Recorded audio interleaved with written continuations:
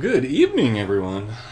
I was not expecting to stream again tonight, and then I had this idea to maybe stream the event, the coalition event, and then I got an email from the studio saying that this was coming out tonight, and I was like, oh, maybe I should do that. But I wasn't sure if it was going to be out like before I went to bed or not, and here we are. It is out tonight. And so we're going to go ahead and take a look at the new set. I haven't looked at anything in the new set with the exception of the first exclusive card that's coming out. So we'll take a look at that together as well. But yeah, this is going to be pretty new to me. And so this isn't the refined video that I'm going to be making, which is going to be in my chase card list or anything like that. It's just we're going to look at the cards. I'm actually going to be dragging all the images of the cards that I think are chase cards to another folder. And then I'm going to be collating all that and making a video. So I'm not going to be doing a full in-depth deep dive of the release notes in this stream. I have them up on my screen over here on the side, but I'm not doing the deep dive of that. I'm just taking a look at everything tonight. So Zibvert, you know, I did not remember to take a look at Karn's Puzzle Masters cards. That is a really good point. It just sort of went over my head that we had the Puzzle Masters colorless as well, which, like, there was a part of me that recognized because I had all those colorless cards and then I wound up cutting them out, and so I definitely should have gone over Karn. I did not go over Karn this morning, so that just means that I need to go over that in a future stream, maybe next week, the week after next week, right? Because next week is going to be Disneyland. So let's take a look at all these together. I haven't looked at any of the new cards yet, so let's see what's good, what's not. If there's a card that catches your eye, by all means, please go ahead, let me know. And if you think that the whole set is dog do, by all means, let me know. I'm going to move my face over here. It's better that we can see the set. Whee! There we go. It's better that we can see the cards than me, right? I'm much less interesting than the cards are. So, alright, Swift Spiral. This is an adventure. This is just showing the spell side. Exile target non-token creature, then return the last creature from its controller's exile to the battlefield of reinforcements. So this is a flicker effect. We don't see how much mana that costs. We'll have to see. I mean, I think that's pretty cool just because getting an immediate flicker, it leaves and then immediately re-enters the battlefield, could be really cool with some enter the battlefield effect cards that we have. I'm thinking of things like Blade Coil Serpent, which is getting nerfed. But either way, there's still some really, really strong effects. Okay, so here's going to be the alternate art. So we get to see the primary art and the alternate art. I like the regular art, honestly, better. I like this one more. What do you guys think? I think the first one. Alright, here's the first side. It's a 4/4 Flying Vigilance, Ward, Drain 3 mana from your hand. I don't love this side, though. This side is nothing special. So, would I use this for this? Maybe. Would I don't know. Maybe yes, maybe no. Not a Shades card for me, for sure. Gumdrop Poisoner. Alright, a rare. 10, 3/2. It's got level. It's got lifelink. It's also got adventure, so we'll have to see what the adventure side of this. When you gain life, if it's in your hand, increase the card's level by the amount of life you gained. That's dangerous. When this card enters the battlefield, target opposing creature gets -X equal to this card's level. Okay. So this is just it enters the battlefield, destroys a creature, you level it up enough, and then every other copy that you play of this is just going to be a removal card. 3/2 lifelink is nothing to write home about. Ooh, that's awful. Whoa. I know this comes from paper. I know this isn't them making this art, but yikes. Create a food token. Not an. A food token. So, okay. Pass on this thing. Nope. Alright. Our first mythic. Alright, so another adventure. It's got 3 colors, which is definitely promising. 13 for a 4/4 is not. At the beginning of your turn, reduce the cost of each adventure card in your hand by X until the beginning of the next turn, where X is 3 plus this creature's reinforcements. That's a fantastic card. Especially if we get more like decent adventure things, just because this is going to be guaranteed 3, and then if you get enough of them at the beginning of your turn, you make all your adventures cost nothing. So I think this is a cool card. I don't think it's going to be overpowered. But it's something to be cool. Destroy the top 6 of your library. Return the last 3 cards from adventure from your graveyard to your hand. And then they gain X mana. Or X. That's actually pretty cool. I like this. I'm going to add I'm going to add her to my little folder over here of chase cards. Hello, chase folder. We're going to move you over here. Yeah, I like this card. This card's cool. Seek Thrills. Do I think it's going to be busted or anything? No, but do I think it's going to be pretty good? Maybe, right? We've got this set with adventures, and we got the next set that's coming out is going to be adventures as well. So that could be pretty good. Oh man, so much adventure. All right. This symbol right here, by the way, is adventure. So if you're wondering when I look at them, how do I know? This is how I know. 8 for a 1/1.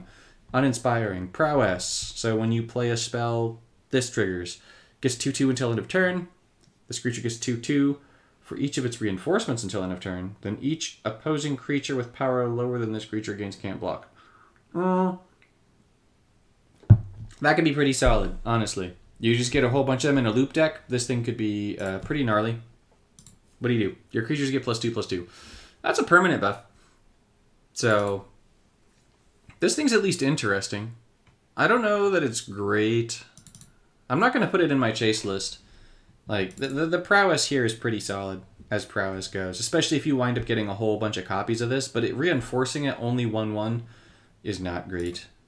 So, it's cool, but not, like, amazing. There we go. 18 for a 13/13. Now, this thing has promise. This is beautiful right here. This should be my AI girlfriend. Definitely. Devouring Sugar Ma.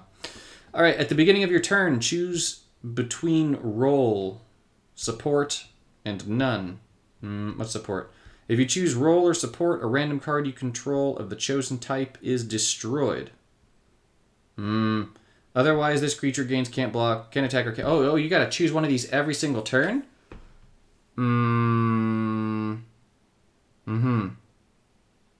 I don't know that I love this. I don't know what support is. You destroy a support. If you're unfamiliar with rolls, real fast, rolls are kind of like supports that buff your creatures. That's what they do. That's what these are. So when a creature gains a roll, it can only have one roll at a time. I'm going to go over all these in a subsequent video, but none of the rolls look overly broken, right? So this does not look great.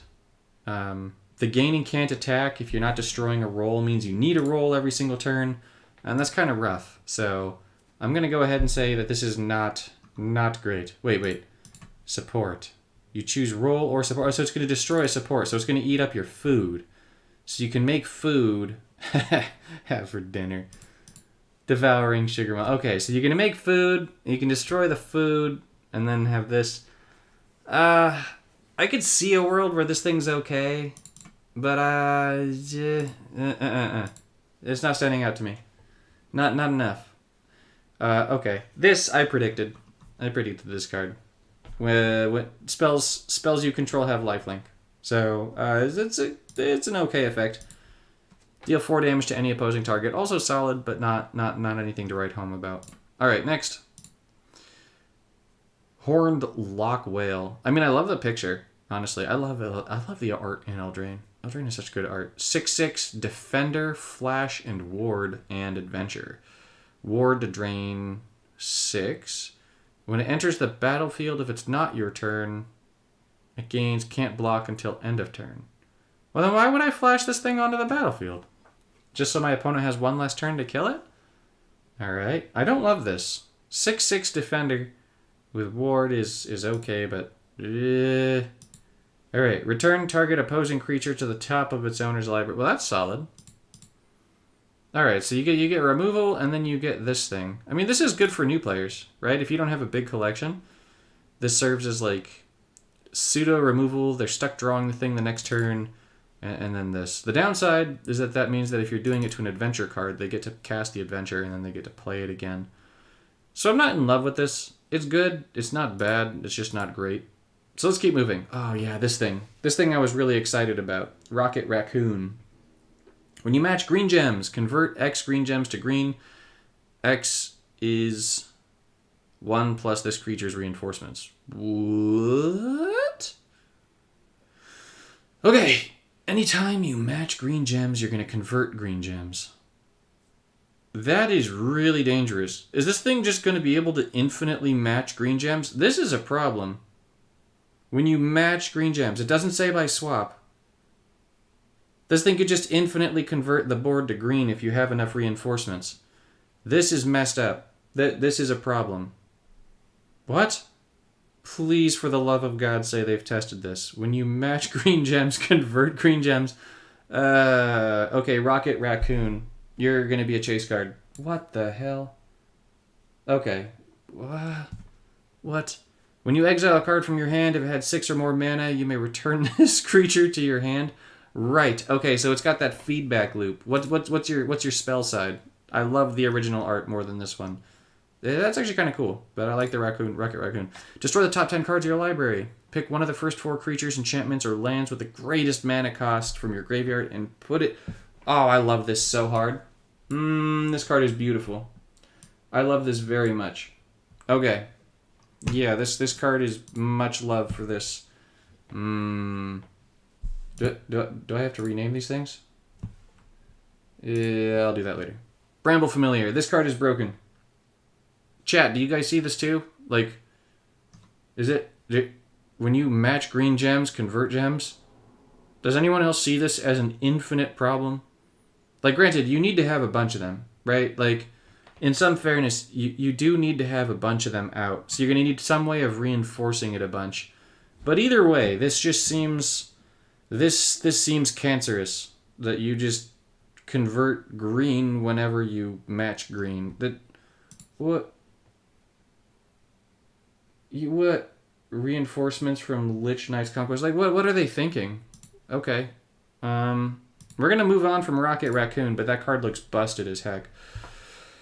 Okay, Decadent Dragon. 13 for a 4/4. It's got Adventure. When this creature attacks, create a gold token. Oh, I want to go back to Rocket real fast. I feel like I didn't spend enough time on this bit. Destroy 10 cards of your library. That's beautiful. And then you pick one and you bring it back. And then you've got this here. When you exile a card, you can return this thing to your hand, and then you can recast this. So I'm curious to know how much mana that costs, but this card is really good. Like, it's really, really good. When this creature attacks, create a gold token. Barf. Don't like. I do like this art, though. That's cool. I like that alternate art. That's fun. Fetch the first 2 cards from your opponent's library. What? Why? No. Dislike. I don't like playing with my opponent's cards. What are you doing? Facebook. Why you do this to me? Okay. No. Don't like that card. Next. When an opponent casts a card that costs 11 or less, deal X damage to your opponent's planeswalker. X is equal to 3 plus this creature's reinforcements. Ooh.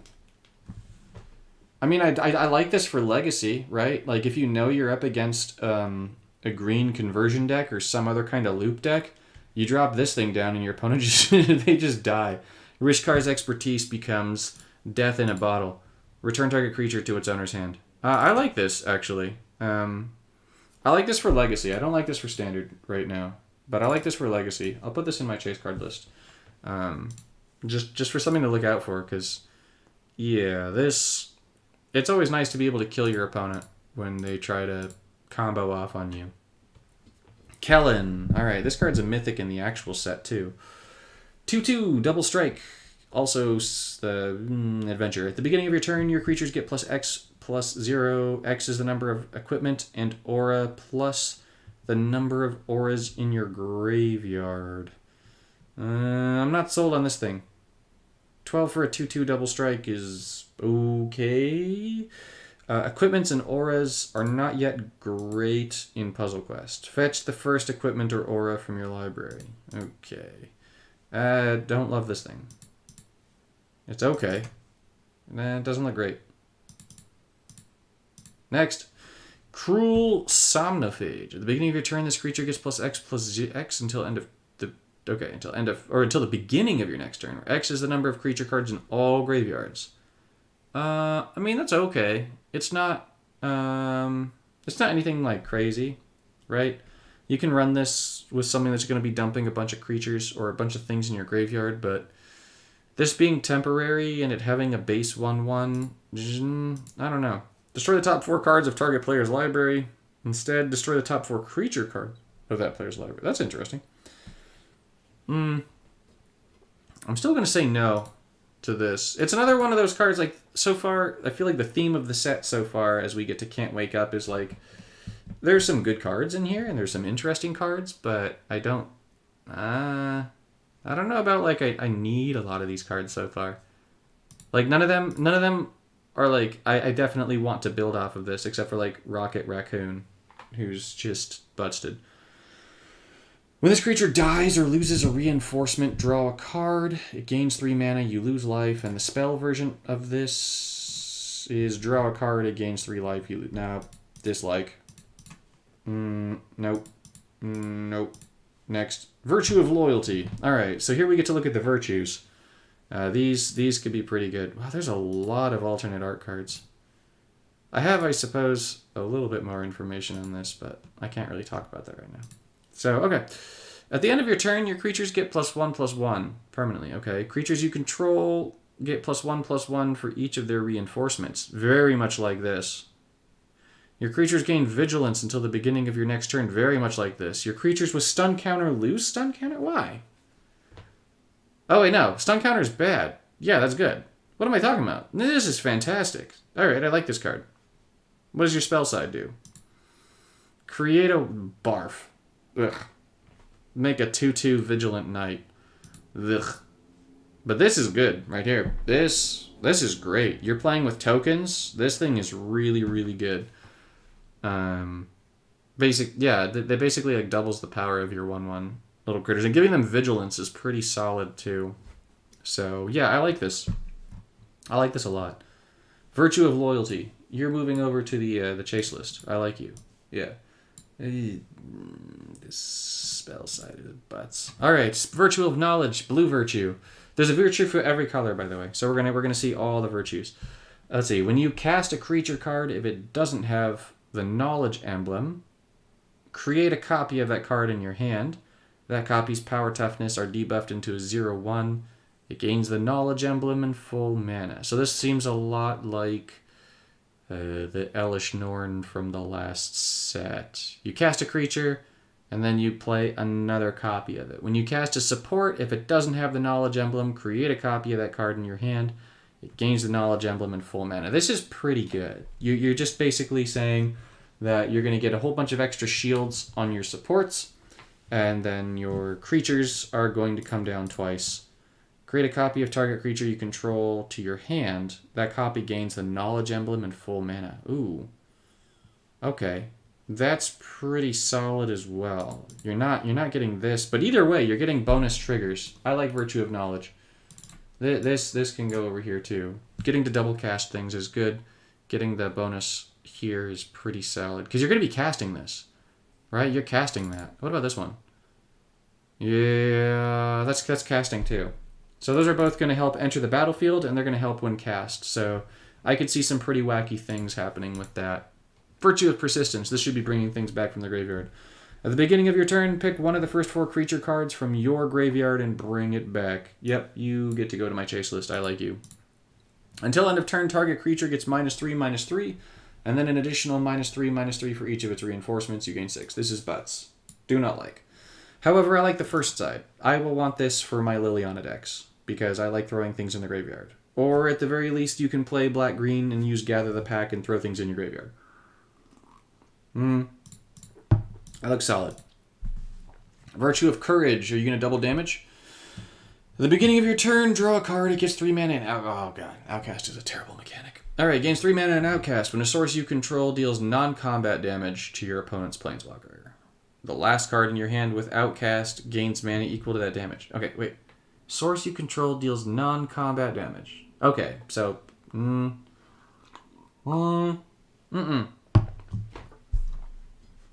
I don't love this.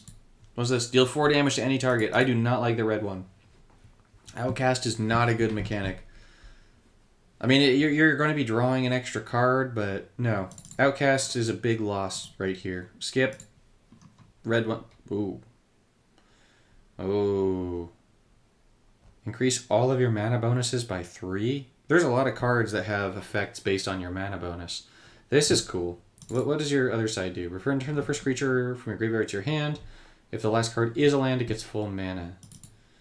I mean, this... Yeah, we're going to move this over. This green one seems solid. It doesn't seem broken, right? Increasing your mana bonus. Although this increases your mana bonus to all colors by 3, which is solid. That's really solid. Especially with a new Ren. New Ren is going to be crazy with cards that have mana bonus effects. Alright, next. Questing Druid. Whenever you cast a white, blue, black, or red card, anything but green, this gets +1/+1, and then it gets an additional 1/1 for each of its reinforcements. I mean, that's interesting. Discard the last card from your hand, draw 2 cards. Last 2 cards in your hand gain 4 mana. Okay. Discard the last card from your hand, draw 2 cards, and give them both 4 mana. And then, whenever you cast a white, blue, black, or red card, it gets +1. I'm not sold on this thing. This boost is going to be slow, and it's going to be a lot of animations. We're going to keep moving. Talion, the Kindly Lord. When your opponent casts a card, if it has the same type as the first card in your hand, so if it's a creature and your first card's a creature, if it's a support and your first card's a support, or it's a spell and your first card's a spell. Draw a card. The last card in your hand gains 6 mana and your opponent loses 4 life. Well, I mean, this is once again interesting for Legacy, right? If you have this thing out and your first card is a spell and your opponent loops themselves, they're going to loop themselves to death because they're going to take 4 damage for every card they draw. It doesn't seem great. It doesn't seem bad. It's just sort of in the middle. Is it a card that I would like actively chase? No, but it's fun. If it has the same type, when your opponent but this could happen multiple times, and you just keep drawing cards and giving them mana, and then you burn them. I mean, it's interesting. It's interesting. I'll give it that. Will, Scion of Peace. Level up, lifelink, vigilance. I like all those things. 2/4. When you gain life, increase this card's level by the amount of life you gain. If there was a card that was like, reduce a card's level to 0 and then deal damage to your opponent equal to a card's level, that would be crazy. Reduce the cost of... Wait, what? Excuse me? At the beginning of the turn, reduce the cost of white and blue cards in your hand by X. X is equal to... Ooh. This card is... What? This card's really good. This card's really, really good. You just power this thing up. It's got lifelink. So you just power this thing up and then your hand just costs 0. You just get to play a full hand every single turn.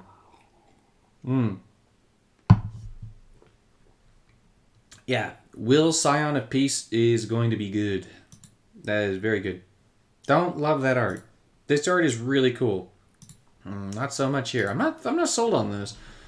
Rowan, Scion of War. This is like Will and Rowan sort of thing. Alright, when you take damage or lose life, increase this card's level by the amount of damage taken or the life lost. Okay. At the beginning of your turn, reduce the cost of black or red cards in your hand by X, and then this thing's level becomes 1. Alright, so you need to take a whole bunch of damage in order for this thing to do that. But you're going to have to take damage, what, on either your turn or your opponent's turn. I mean, this is okay. I feel like this one's okay. I have to think about this. I have to think if there's like enough that's going to make you take damage to make it feel like this card is going to be worth it. I don't feel like it is right now. But maybe.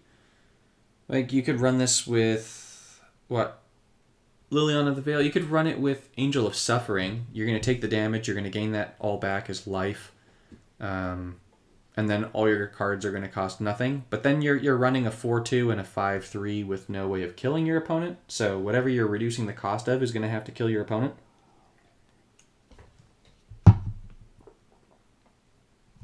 I mean, meh. It looks interesting, but nah. Not as interested as the last one where you gain life. Gaining life is I feel like, a lot easier than losing life. Especially because, sorry, I know I'm going back, but like, this is white, right? So you can use this in a Puzzle Masters, a Johnny deck, and just, or even Dakon with its Dakon. Yeah, okay, we're skipping past this thing. Cool. Next, Aquatic Alchemist. I love that art. When you cast a spell, it gets +2/+0 until end of turn. Okay, I mean, that's kind of like, eh. All right, pick one of the first 4 spells from your graveyard and bring it back to your hand. I mean, that's cool. I like this. This is fun. I'm almost definitely going to make a legacy deck, a legacy loop deck, and kill someone with this in the training grounds. Green-blue. Do I think it's necessary? No. But am I going to do it for fun because I love this little blobbly bloobly art thing? Absolutely yes. Hollow Scavenger. That is gross. All right. When you match a food support gem, this creature gets +2/+2 until end of turn. Choose target creature. Then destroy all creatures. Sorry for the yawning. It's been a long day with the boys. Destroy all creatures with base power X or greater. X is equal to that creature's power. Okay, so you can potentially destroy all creatures. You choose a creature. I feel like this is both good and bad. It's going to destroy things based on your choice, which is good. But at the same time, you also have to choose a creature, and I believe that that is going to be bypassed by Hexproof. World Wipe is always good, but Hexproof can ruin this. And that's one of the reasons you use World Wipe in the first place, is it bypasses Hexproof. Ariat of the Charmed Apple. Alright. Ariat of the Charmed Apple. Let's see. I think... Am I right? Let me double check.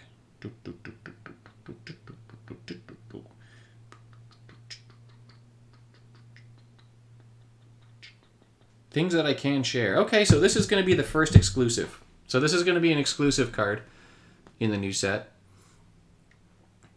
So when the set drops, it'll probably be out within an hour or so of the set dropping. And you'd buy it for money. Probably in the $20 to $30 range is my guess. So let's evaluate. When an aura enters the board or enters your graveyard, the first opposing creature without can't attack gains can't attack.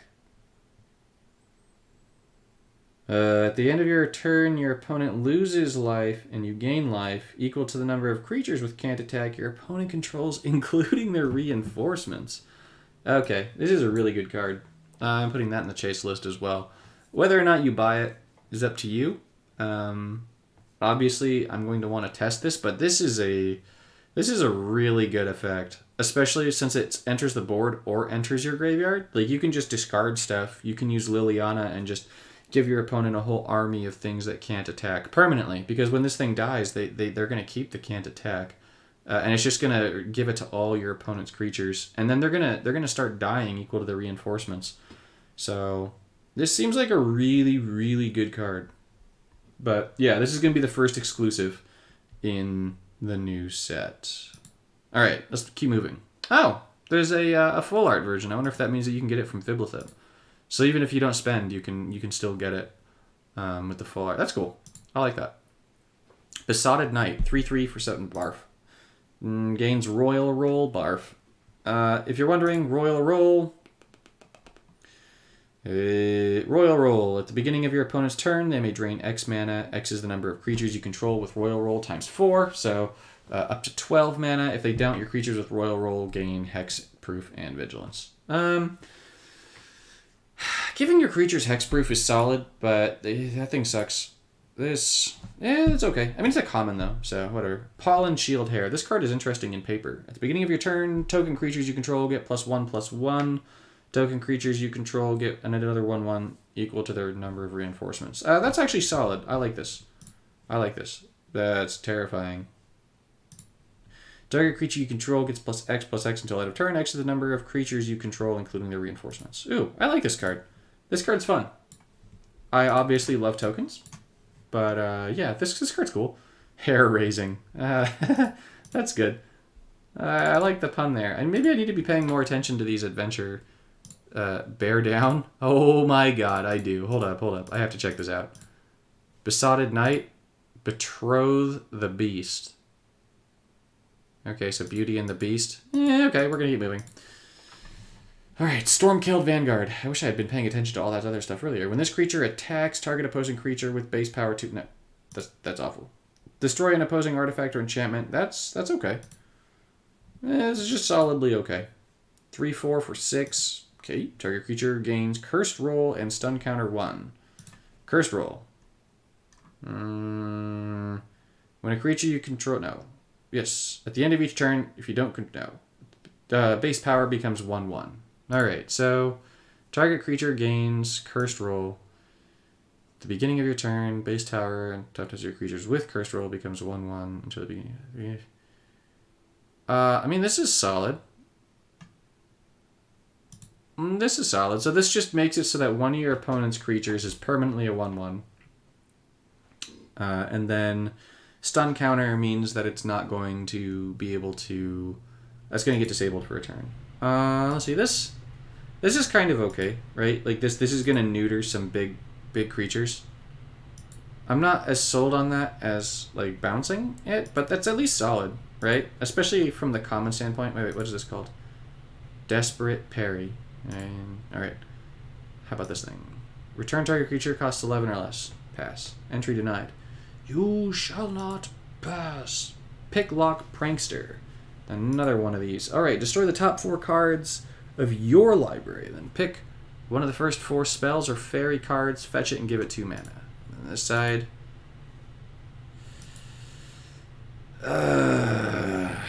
Alright, so you're going to use this just to get spells from your graveyard. I mean...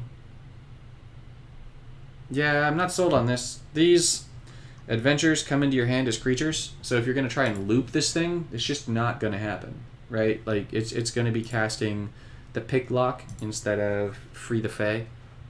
You have to manually flip it and then cast Free the Fae, so I'm not sold on that one. Ferocious Werefox, 9 for a 4/3 with target creature you control gains Monster Roll. Gets 3/3 and trample every turn. Okay, you give a creature a +3/+3 buff. At the beginning of your turn, this creature gains first strike. Okay. Create 4 rat swarm tokens. I don't see these as being great, but if they're like the old rats, then that would be delightful. But still, we're going to keep moving. Conceited Witch, 2/3. Target creature you control gains Wicked Roll. Which one was Wicked? We haven't looked at Wicked yet, have we? Wicked, at the beginning of your turn, gets +1/+1 for each of their reinforcements. I mean, that's actually kind of okay. This is kind of cool. Target creature you control just... I mean, that's cool. I mean, I don't know that it's chase-worthy, but it's definitely cool. When this creature enters the battlefield, create a food token. A food token. A food... Keep moving, Michael. Puny Snack. Target creature gets -4/-4 until end of turn. Oh, okay, so they took these green-black ones, and it's green here, and it's black there. So I'm going to guess that this is going to count as green-black. We'll see. Are you Gingerbread Hunter? Puny Snack. Alright. Tempest Heart. When you cast a card with base cost 15 or greater, that is. Discard up to 2 cards and draw 2 cards. On we go. Cheeky House Mouse. 4 for a 2/1. Target creature you control gets +1/+1. If your opponent controls a card with Defender, Reach, or Vigilance, that creature gains Unblockable. Yep, next. That is a really cool art. At the beginning of your turn, reduce this card's cost by X until the beginning of your next. X is the number of adventure and spell cards in your graveyard. So this is basically 0 for a 4/5. That's cool. Discard your hand and draw 2 cards. I mean, this thing is interesting. Discarding your hand could have some interesting applications, and then drawing 2. But at the beginning of your turn, it's a 4/5. You can play it without adventures. You can just play it as it is. I mean, this is interesting for a new player, that's for sure.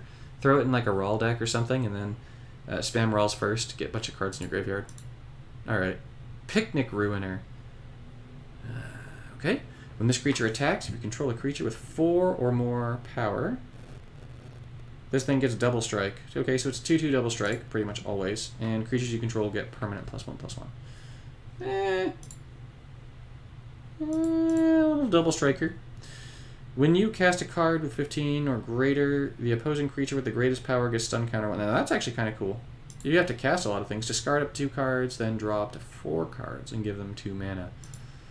I could see some like higher level decks being able to use this and just permanently stun things, but Sleep with the Fishes exists, so I don't see why I would use that over Sleep with the Fishes.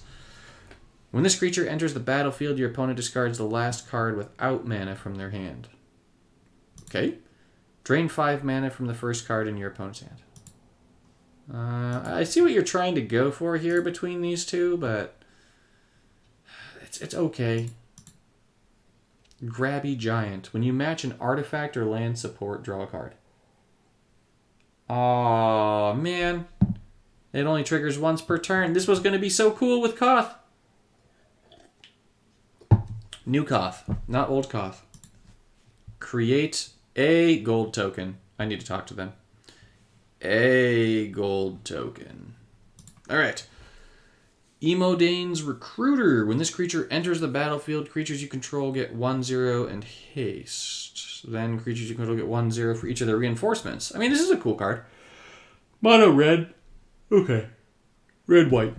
Create 2 night tokens. Those are probably going to be 4/4. This is pretty cool for a new player, honestly. This is solid for a new player, right? You're going to get a 4/4 token, and then you're going to bring out Homeboy. Homeboy is going to be a 3/2 haste.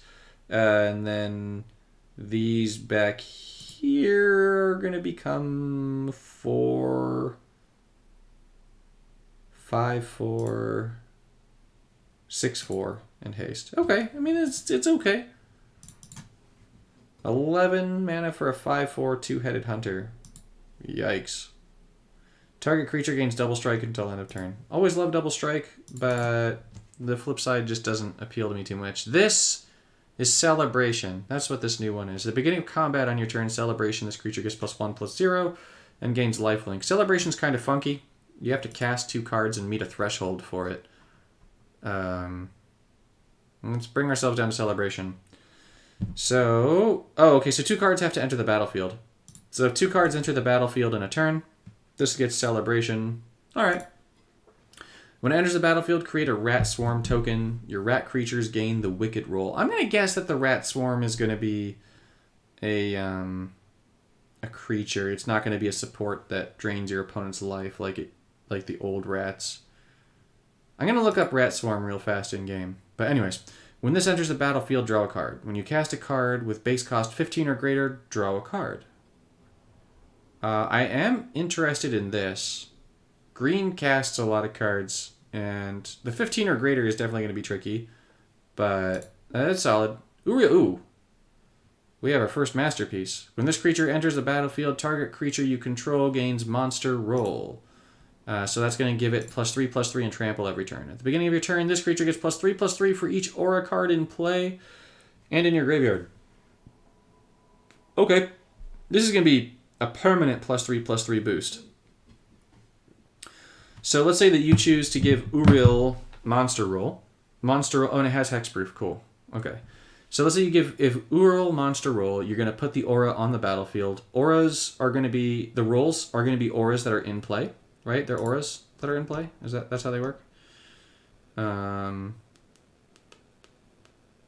think they're going to be auras. Yeah, they are. They're enchantment auras. So it's going to be an aura in play, which is going to guarantee give it another 3/3, but that 3/3 is going to be permanent, so it's going to be a 5/5.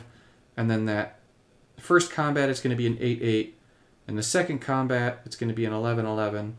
And the third combat, it's going to be a 14. That's cool. I like Uriel, honestly.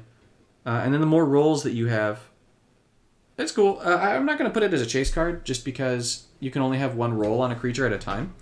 If you could have multiple rolls on your creature at a time, then I would have Uriel as a chase card.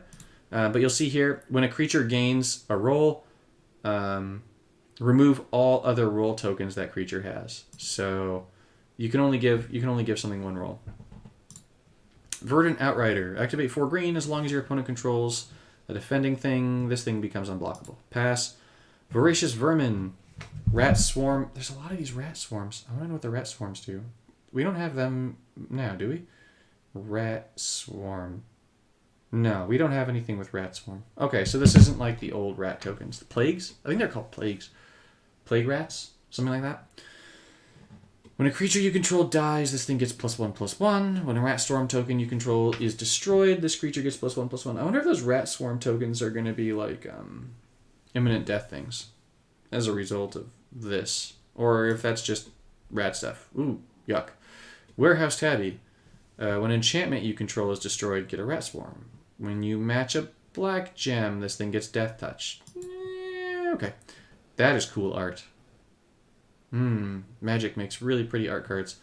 When this creature enters the battlefield, exile target creature without the fox subtype. When this creature leaves the battlefield, gain 4... Wait. Oh. Oh.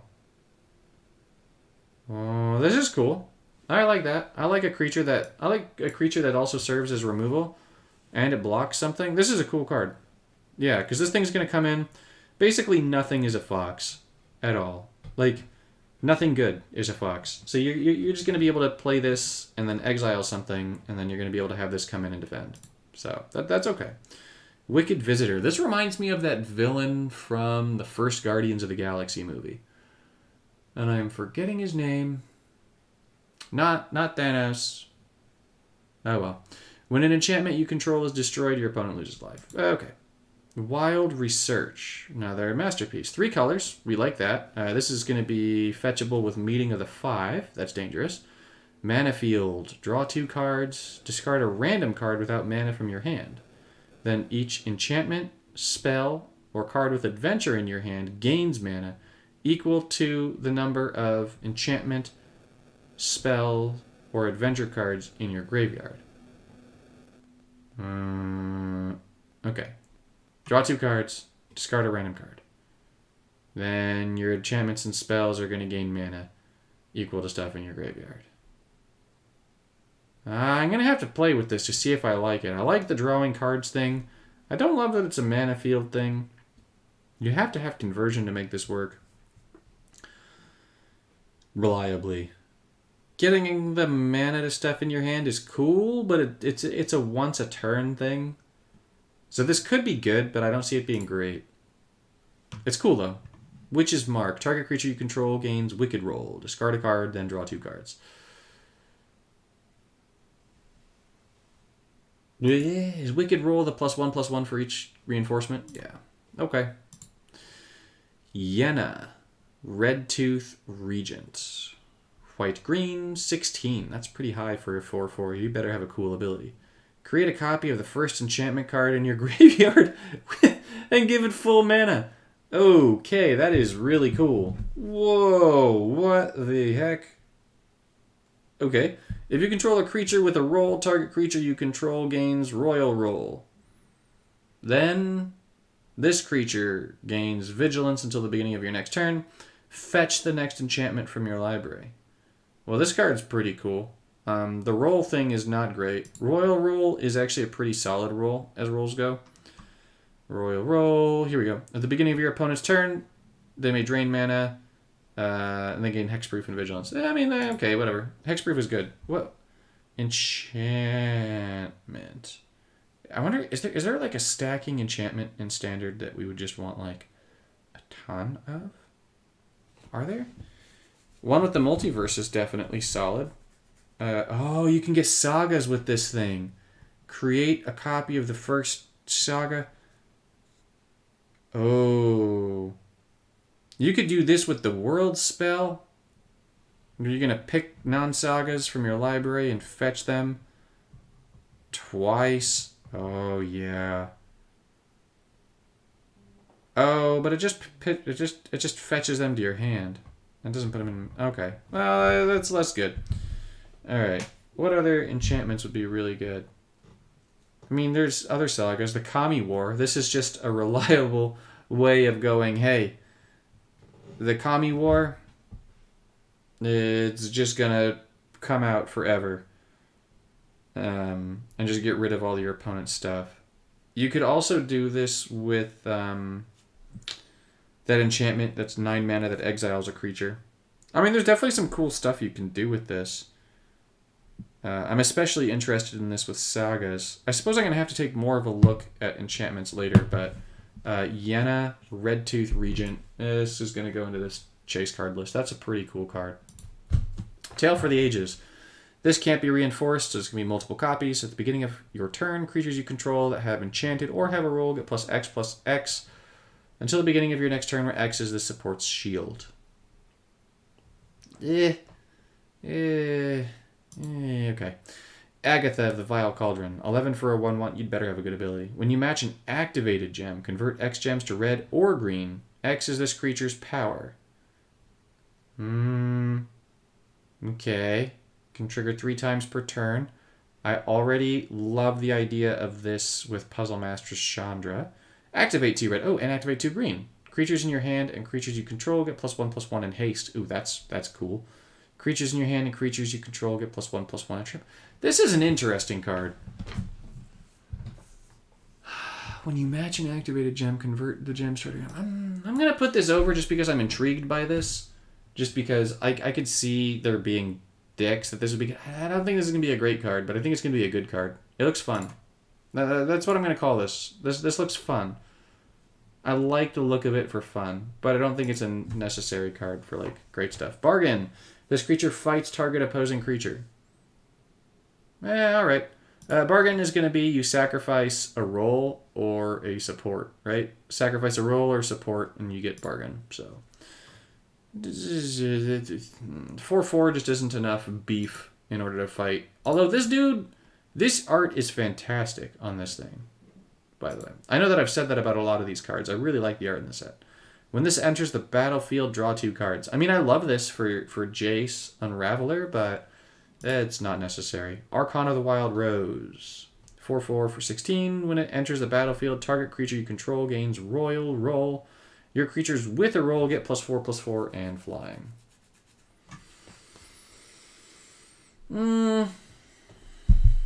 I mean, you could give this thing the roll, right? And then this becomes in as an 8/8 flyer for 16. And you're giving something royal as hexproof, right? Royal... Yeah, it's basically ward. It's okay. It's going to be good for new players. I'll say that. It'll be good for new players. And then if you get multiple creatures out with rolls, you could have this thing come out as, if you've already got one of them, an 8/8 that also gives 4/4 to 2 other creatures, which is going to be 16 power for 16 mana. I mean, it's solid, but take some build up.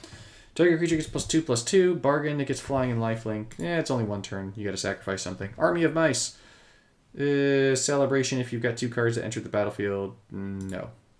When this creature attacks, if 2 cards have entered the battlefield this turn, it gets a permanent 2/1. I mean, that's not bad. Not great. When enchantment support you control is destroyed or loses a reinforcement, draw a card. Nope. Asinine Antics. 16 mana. Opposing creatures gain the cursed roll. If this card was cast during your turn, gain 3 mana. Oh, because you can do it on your opponent's turn. All opposing creatures get cursed roll. Does that mean they're all base power 1/1? Right? Cursed base 1/1. Alright, so this makes it so that all opposing creatures become base 1/1s. So, I hate this. I think this is a cool idea. I definitely think there's really good stuff you can do with this. But it's not, like, totally reliable, because if you're playing against a token deck, even if you turn everything into a base 1/1, it's still going to kill you if they have a whole bunch of them. And it doesn't do anything regarding their buffs. It just changes their base power toughness. So I think this is interesting, but I don't think it's enough. Or a thief. Whoa. Okay. That's something. All right. We've got another masterpiece. At the end of your turn, if your opponent controls 5 or more non-aura enchantment supports. I don't know that I've ever seen that in Puzzle Quest. This creature gains Defender. Otherwise, drain 6 mana from your opponent's hand, and you gain mana equal to the amount drained this way. Okay, so your opponent's not going to have this threshold. When this thing dies, gain control of non-aura enchantment supports.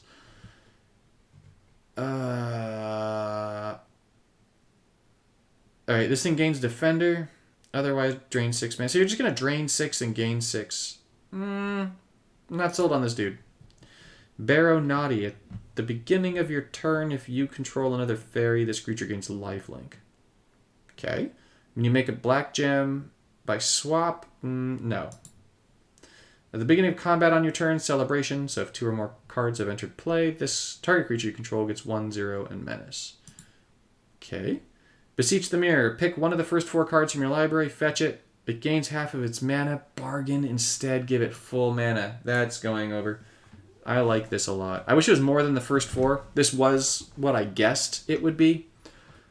This is almost exactly what I guessed it would be. I didn't expect it would get half of its mana, but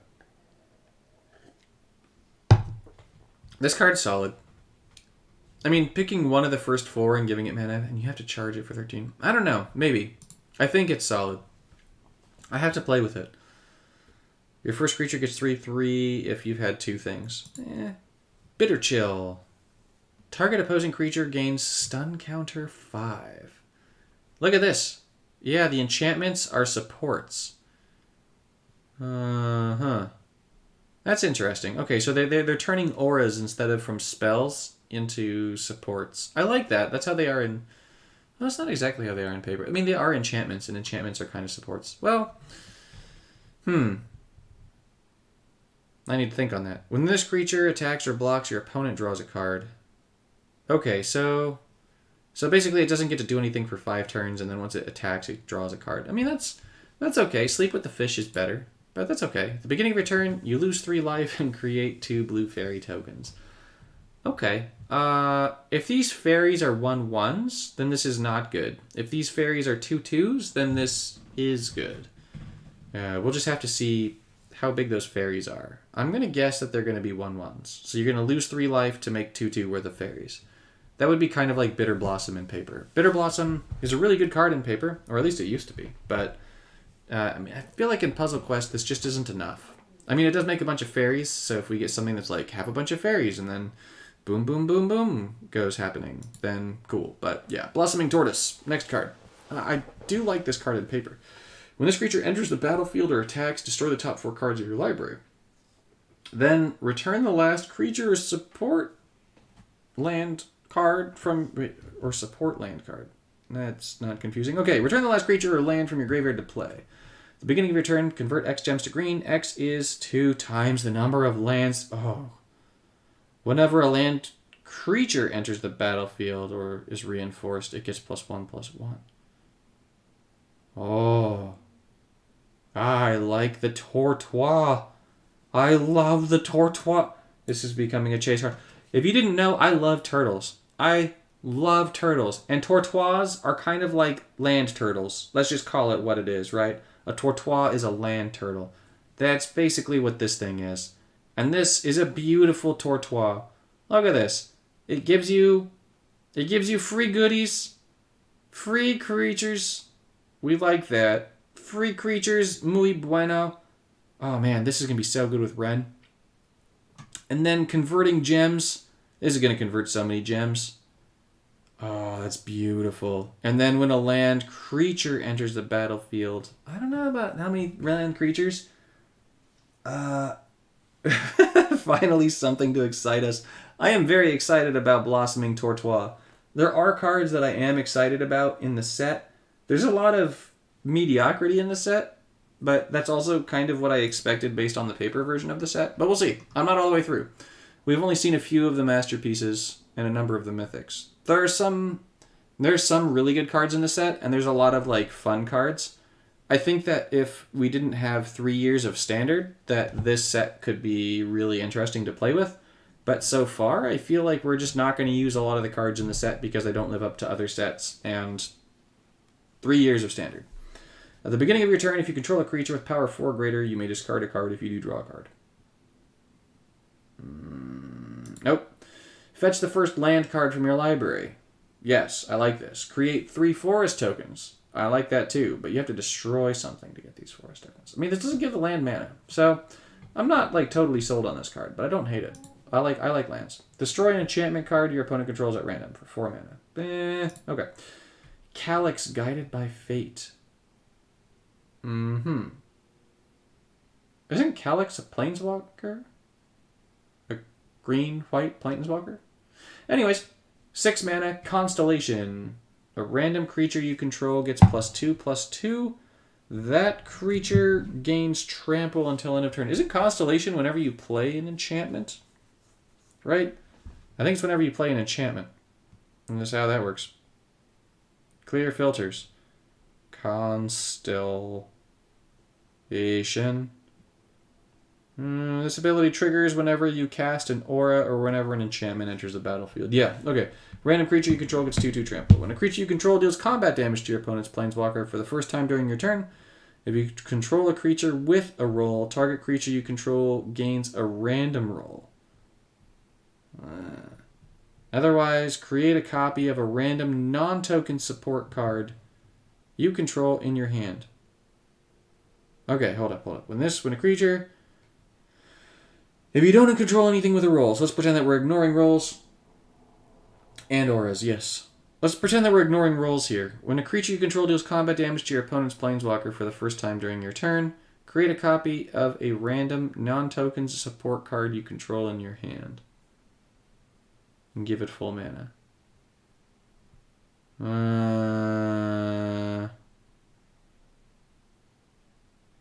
I wonder if this means 3 times or if it means 1 time, right? When a creature you control deals combat damage for the first time. Is it for each creature, like the first time each creature does? I'm not sold on this. Getting a free support is cool. Non-token support card you control in your hand. I mean, it's cool, especially for its color combination, but I'm not feeling it. Next, Candy Grapple. Target creature gets -3. No. Candy Trail. There's a lot of candy stuff. This support can't be reinforced. When this support enters the board, draw a card. When it's destroyed, gain 3 life. No. Chancellor of Tales. When you cast an adventure spell, the first other spell or card with adventure in your hand gains 12 mana. That's cool. If you can't fetch the first card with adventure from your library. This is interesting. When you cast a spell card with adventure. So basically if you cast an adventure's spell, you basically just get to cast another one for free. If this thing was not a 2/3, if this was like a 6/6 or something, I mean, I don't know how much that would help, but a 2/3 is pretty bad. This is still pretty cool. And fetching the first one with adventure is pretty cool too. You can just keep playing your adventures. When you cast a spell card with adventure. I mean, you could use this with Rocket Raccoon, right?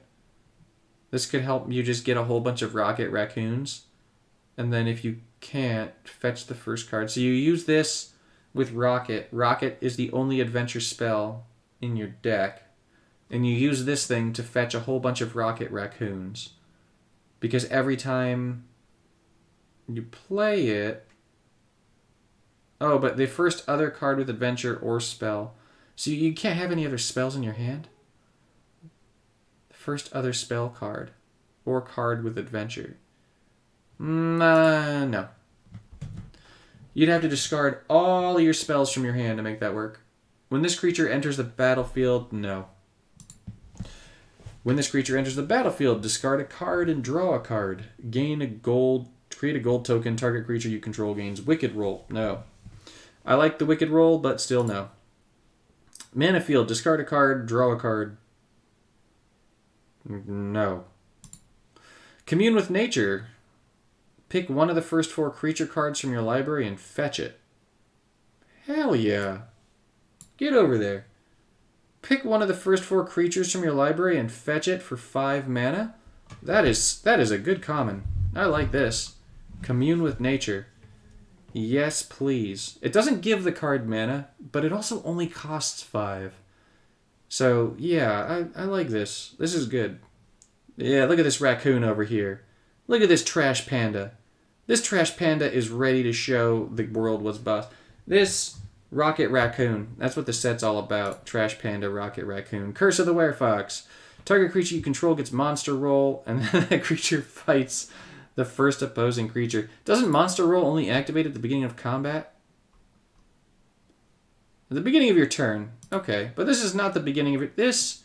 No. Cursed Courtier. When this creature enters the battlefield, it gains Cursed Roll. Okay. No. Cut in. Deal 4 damage to the first opposing creature. Target creature you control gets the young hero roll. Isn't young hero just giving you like a +1/+1 when it attacks? Yes, that is exactly what it does. Not good. Diminisher Witch. Target opposing creature gains cursed roll.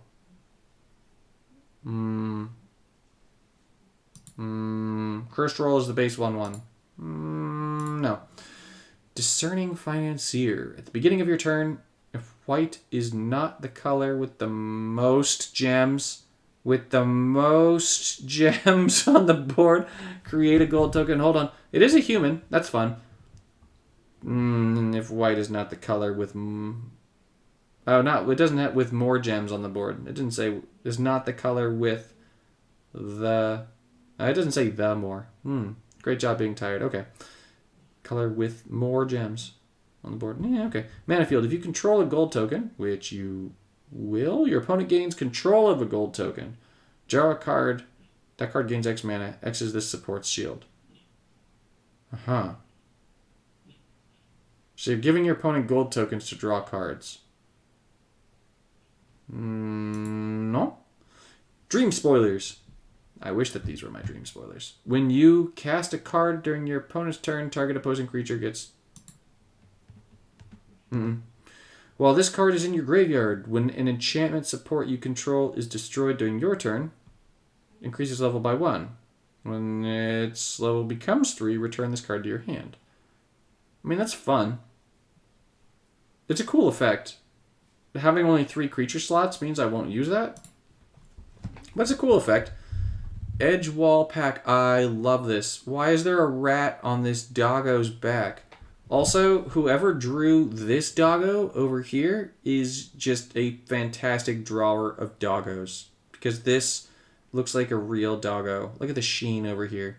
Look at that sheen right there. Right there, too. Charlie would be proud. When this creature enters the battlefield, make rats. Are you kidding me? This is not a rat. These should all be chihuahuas. If they want to make rats for doggos, these should all be chihuahuas. Let's call this what it is. Chihuahuas are basically rats. This should be chihuahuas. Next, Ego Drain. I need that. Your opponent discards 2 non-land cards without mana from their hand. Okay. If you don't control a fairy card, exile the last card without mana from your hand? No. I like this. Discards 2 for 8. I don't like that it specifies non-land, and I don't like that you have to have a fairy or you lose a card as well. Elvish Archivist, 10 for a 0/1. That's promising. When an artifact creature card, when an artifact card enters play under your control, this creature gets a permanent +2/+2 buff. This creature gets an additional +2/+2 for each of its reinforcements. This can only trigger once per turn. Okay. When an enchantment card enters play under your control, draw a card and give it 3 mana. This can only trigger once per turn. We're going to hot pass on this Elvish Archivist. Nope. Embereth Veteran. Oh my gosh, there's so many cards, guys. When this creature dies or loses a reinforcement, no. That's cool. Oh, that's Ariet's Apple from the Ariet's card. When this support enters the board, gain control of target opposing... Wait. Enters the board, gain control of target opposing creature for a turn.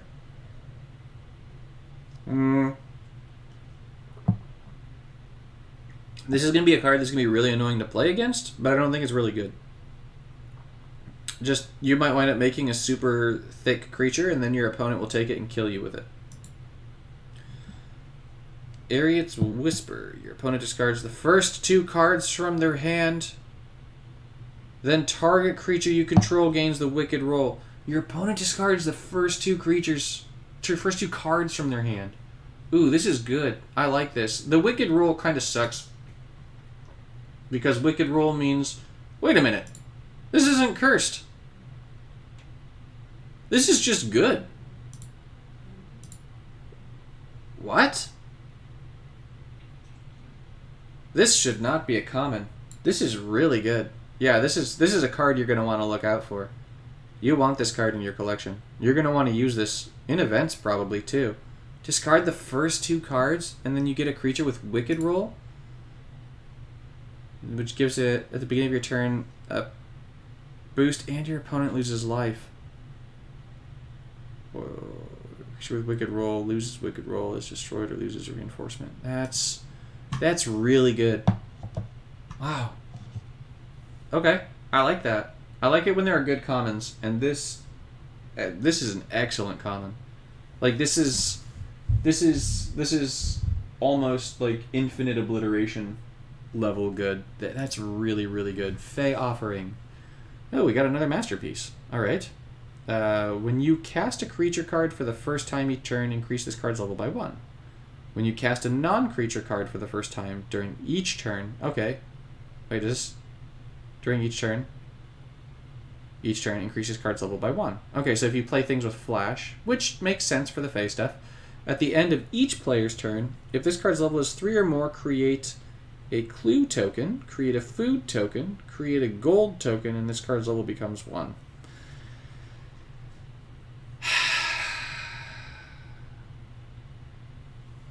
This is a bad card.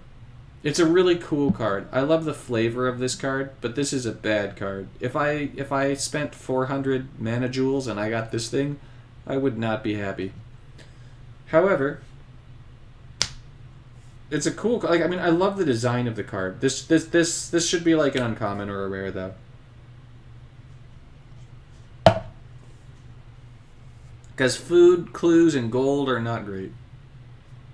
Are they cool? Sure, but that's not a good card. When this creature enters the battlefield, surveil 1. Okay.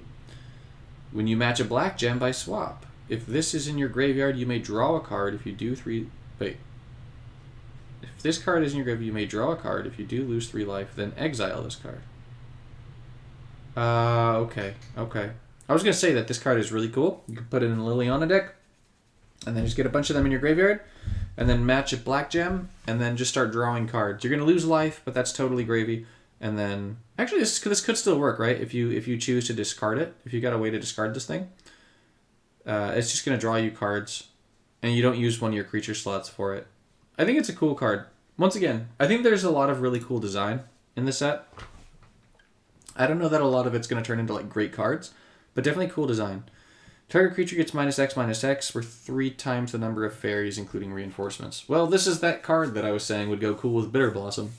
But I wouldn't use Bitter Blossom just to use this. If y'all could help me remember, if I do get Bitter Blossom in this, I should definitely name it Awesome Blossom and then put a thumbnail of... I have to figure out what show had an Awesome Blossom in it. And now I'm just so disappointed that I forgot it. Farsight Ritual, 14 mana, it's got Bargain.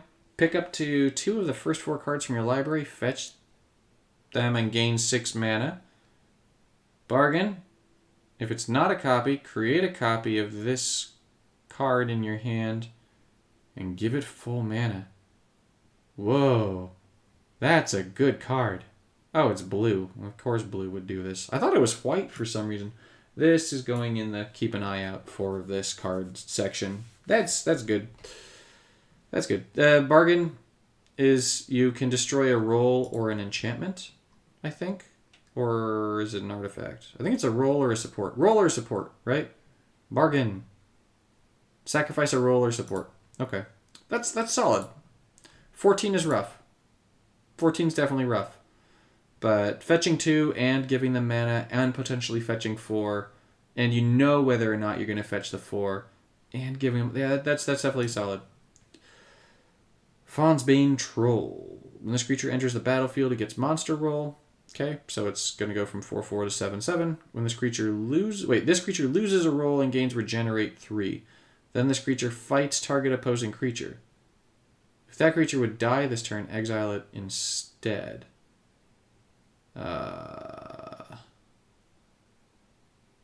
4/4 is just not enough power for fight. Feral Encounter. Pick one of the first 4 creature cards from your library. Fetch it. Deal X damage to the first opposing creature. X is the greatest power among creature cards in your hand. Yes, this is a chase card for me. I love this. Fetch a creature card and then kill something. That is delightful. I love everything about this. I wish that it gained mana, like 5 mana, but even without gaining 5 mana, this is a really good card. I like this. You can tell that I like fetching things from my library based on my chase list so far. It's got a whole bunch of fetch in it.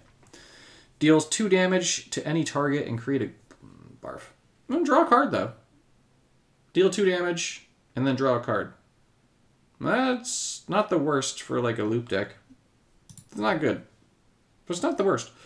When you match an artifact support gem, deal X damage to the first opposing creature. If you can't, deal X damage to your opponent's planeswalker. X is this support shield. Could you imagine food fight with what's that stupid green dragon? I see the picture. It was just a scourge. I think it's 19 mana, and then whenever a creature you control deals damage, you just load the board with food. No, it's not food. Right? Is it food? What's the name of that green dragon? This is just going to drive me nuts. Green dragon. Old Gnawbone. Create gold tokens. Oh, man. Could you imagine food fight with Gnawbone? Because gold tokens are artifacts. Yeah, they are. When you match an artifact, deal X damage to a first... This would be fun. Gnawbone is thankfully in... Gnawbone has disappeared. Gnawbone is in Legacy. We don't have to worry about Gnawbone, but that'd be fun. Frantic Firebolt. Yeah. OGB. Old Gnawbone. Deal X damage to target creature. X is 2 plus the number of cards with adventure and spell cards in your graveyard. That's actually pretty solid. That is definitely solid. That'll be good in Raw. That'll be good in Raw. I wish that this was creature or player, and then this cost went up to like 8. Because it's exclusively creatures, it's going to be a card that'll be good to play with like an adventure deck or in Raw or something like that to get rid of creatures. But it's not a card that I'd put in every deck. It's a card that I would put in like a video because it would be cool to remove stuff with it. But it's not a card that I would then go ahead and use a lot afterwards because it just doesn't have enough utility by only burning a creature. Target opposing creature gets stun counter 3 and draw a card. Okay. Gallant Pie Wielder. At the beginning of combat on your turn, if 2 or more cards have entered play, creatures you control gain double strike until end of turn. I actually like this. I like this because it's not going to be hard to get the celebration and having 2 cards enter play, and then just all your creatures get double strike. So I like this card. Is it a chase card? No, but this, you can be sure that I will make a deck on this card, with this card, and throw pies at people. Again, Arcanum Weaver. Alright, this is another triple color card. So this is another one that Meeting of the Five can pull. So if it's good or has a good enter the battlefield or something, that could be really dangerous. It's a human and a wizard. This is really good to know for wizard objectives or even for wizardry. There's the event that just happened, the old Dominaria event. The sagas and stuff. I think it's Dominaria. This could be a good card to play in that. All right, what do you do though? I shouldn't get ahead of myself. When it enters the board, create a white Vigilant Knight, and then target creature you control gains the Wicked Roll. Okay, that's pretty cool. That's going to give it a boost based on reinforcements, and if you're doing some kind of like knight thing there. When you match an enchantment supports gem you control, that support loses 2 shield. Pick 2 of the first 4 enchantment cards from your graveyard and move them to your hand and give them full mana. What? When enchantment support you control is destroyed, create a white Vigilant Knight token. It can only happen once per turn. This is interesting. So basically, you're going to destroy your enchantments really quickly. The Wicked Roll is going to be an enchantment that's going to come out as well, and that is going to get destroyed with 1 match, right? Let's see. When you match an enchantment, that support loses 2 shield. So you match it, it's going to have 3 shields, I think. I think these all have 3 shields. It doesn't say here. Yeah, 3 shields. So the supports have 3 shields. So it's going to just immediately get destroyed, and you're going to immediately get another one of those. White Vigilant tokens when you destroy the Wicked roll. And then you're going to get 2 enchantments from your graveyard and bring them back. I'm going to guess that the rolls don't come back, but they might. I'm going to guess they don't. This could be good. It's not like an immediately good card. I'd have to test it. I have ideas. It doesn't seem overpowered. It doesn't even seem insanely powerful. It just seems good. Godric Cloaked Reveler. Okay. At the beginning of combat on your turn, celebration, this creature's base power and toughness become 4/4, and it gains flying. Okay. When you match a red gem, your dragon creatures all get +5/+5. Okay, so this is basically an 8/8 for 12. Potentially a 9/9 for 12. And it's got haste. I mean, this is a good card for a new player, but it's not a card that I think most people would use. It's definitely good. It's just not great. It doesn't do enough other things. It's just like a powerful creature. Deal X damage to target creature. X is the total power of creatures you control. I mean, that's just going to kill something. X damage to target creature. Total power. I mean, it's better than fight, right? Because it's just going to... and then get rid of something. So I like this card. I like it. Grand Ball Guest. Celebration. I like the art in this a lot. I like the dwarf and the human being buds with their tankards. But I don't like the ability of the card. Alright, when this creature enters the battlefield, create a food. When a food is destroyed, target creature you control gets a permanent +2/+2 buff. Then draw a card and lose a life. Fantastic art. All these sweets. Fantastic. Gruff triplets. Billy Goat's Gruff. Alright, how does this one work? When it enters the battlefield, reinforce it twice. So this is going to come in as a 9/9. When this creature dies or loses a reinforcement, all of your creatures gain the monster roll. And your creatures with monster roll get +2/+2. No.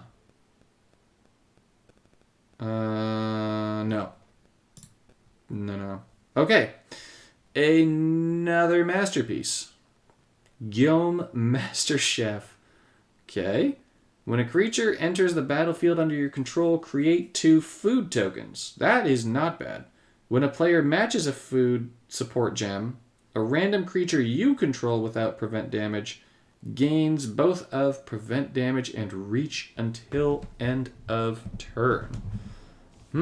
This card is actually very interesting. Food is butts, but this is interesting because food in Puzzle Quest, right?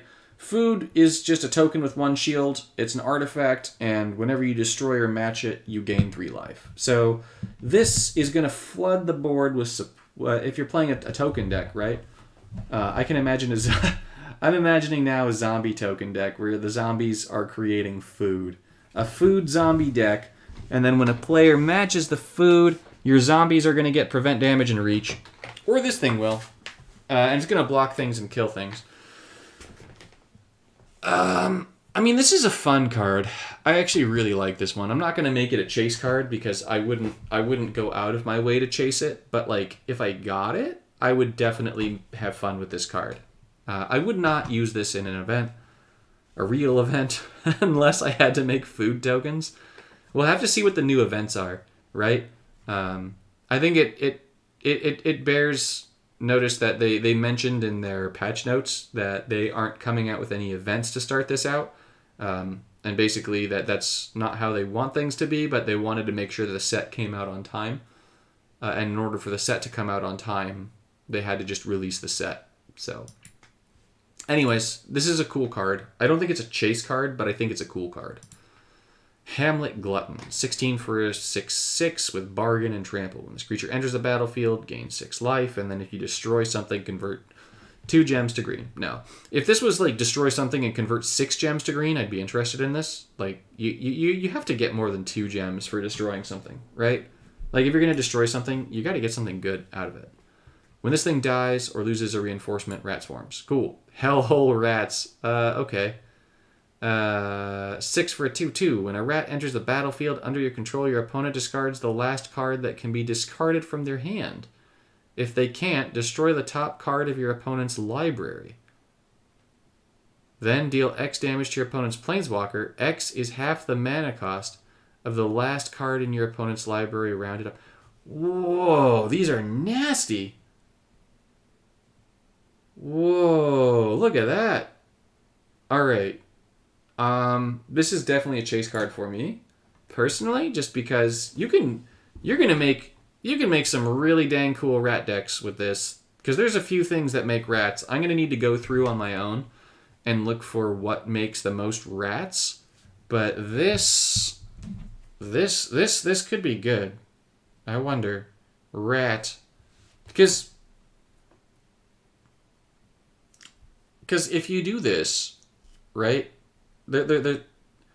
Anytime a rat enters the battlefield, your opponent discards a card.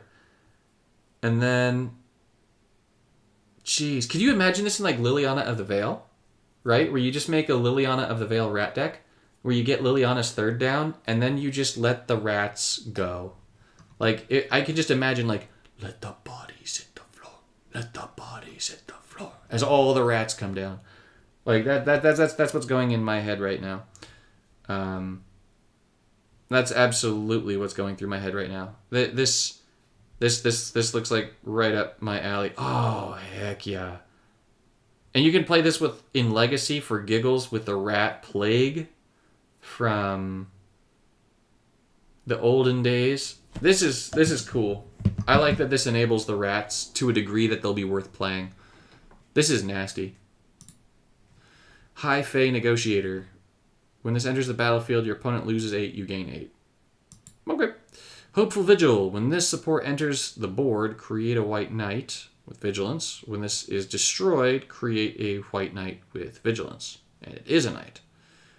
Okay, I mean, this card is kind of cool, right? Because it enters the battlefield, it makes a knight token, and then you can destroy this with Bargain, and then you get another knight. So it's like you get double value out of it. Triple value even. Like, you get the enter the battlefield effect, and then you get the Bargain, so you're getting a bonus effect on another card, and then you're also getting another knight. So, once again, the design of the set is really cool. I really like how these cards are designed. I don't think that they have enough power because of some of the stuff, I'm going to use the word stuff, that exists in Standard right now. But I love how they're designing these cards. It adds a level of synergy to the cards that I think makes the game potentially exciting again. Because right now I feel like a lot of the cards don't have synergy with other cards. They're just individually really powerful. And I feel like the game is more fun when you get like really good synergy between cards and you make some really cool decks with some really cool effects. Where like one card on its own is not necessarily insane, but when you put the pieces together, it becomes really powerful. And so I feel like that's a really cool feeling. And I hope that they're able to take this like one step further where, like, you know, it becomes worth it. When you cast a spell card with Adventure, this creature gets Vigilance. Next. Okay, we've seen a lot of cards with her art, so I'm going to guess that she's going to be an exclusive, but I don't know.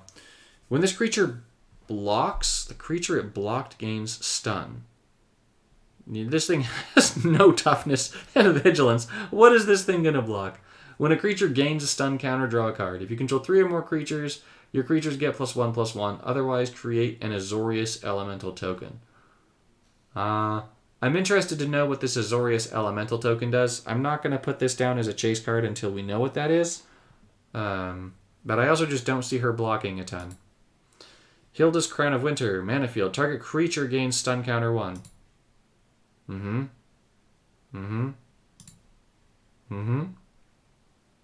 When a creature gains stun counter, increase this card's level by 1. Then, You may destroy this card. If you do, draw X cards and give them X mana. X is equal to this thing's level. This is a pretty cool card. You just lock down a creature. And then you eventually can draw cards. And if you do that with her, you get one of these tokens. Or draw a card. No, you draw a card anyways. Control 3 or more creature. Your creature get one. Okay, I'm interested in seeing what the elemental does. At the beginning of combat on your turn, you may drain 6 mana from your hand. If you do, the opposing creature with the greatest power gains stun 1. Okay.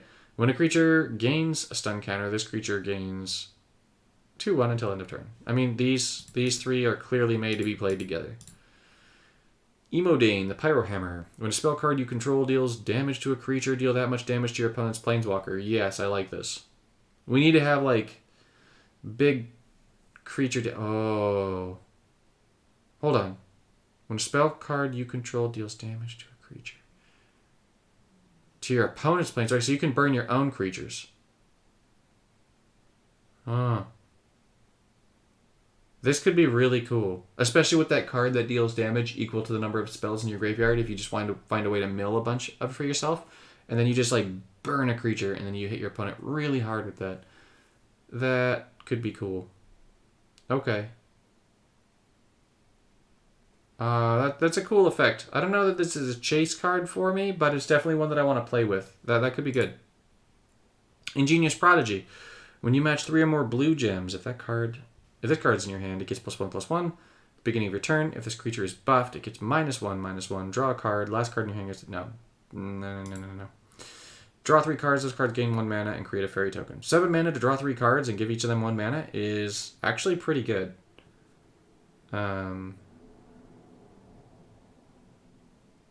Yeah, that's actually pretty good. The 1/1 is meh, but draw 3 cards for 7 mana.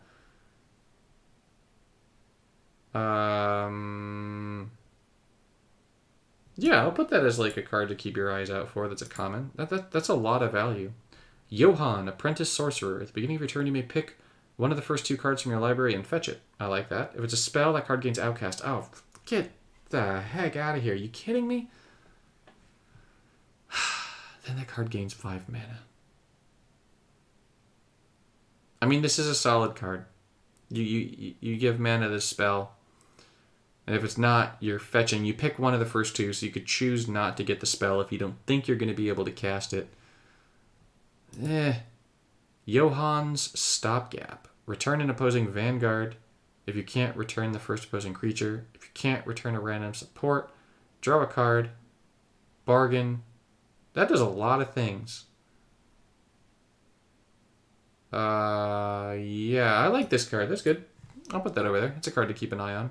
Right? Like, just bounce something, and it can bounce anything, which is really good. Unfortunately, it does follow that order, but that could be good. Kellen's Lightblades. Deal 3 damage to target creature with... No. Oh, destroy it instead. That's okay. Still no. I still gotta have Defender, Reach, or Vigilance. When an enchantment creature you control is destroyed, get a bird token. Get out of here. Leaping Ambush. Target creature gets Reach. If it's disabled, enable it. Yeah. Lich's Night Conquest. Destroy the top 4 cards of your library. I like that. Return the first creature with the greatest mana value, up to 14, from your graveyard to the battlefield under your control. Reinforce that creature X times. X is the number of support and token cards you control, including the reinforcements.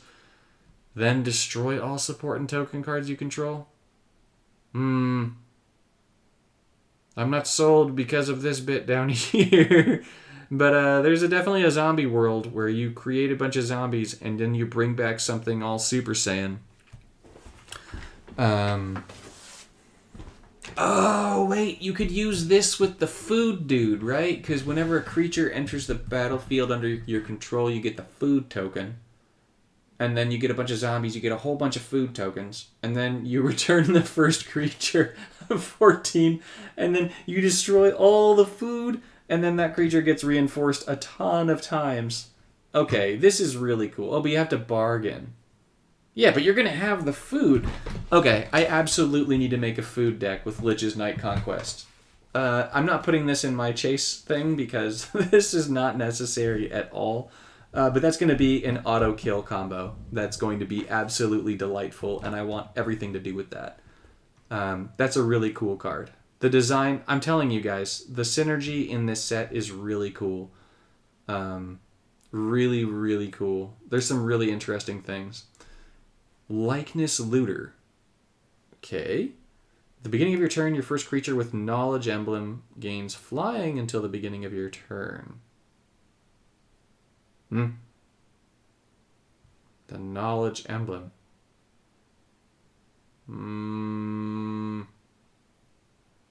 Okay. Beginning of your turn, the first creature with Knowledge gains flying. Okay. Mana Field. Discard a card, then draw a card. Exile your first creature with the Knowledge Emblem.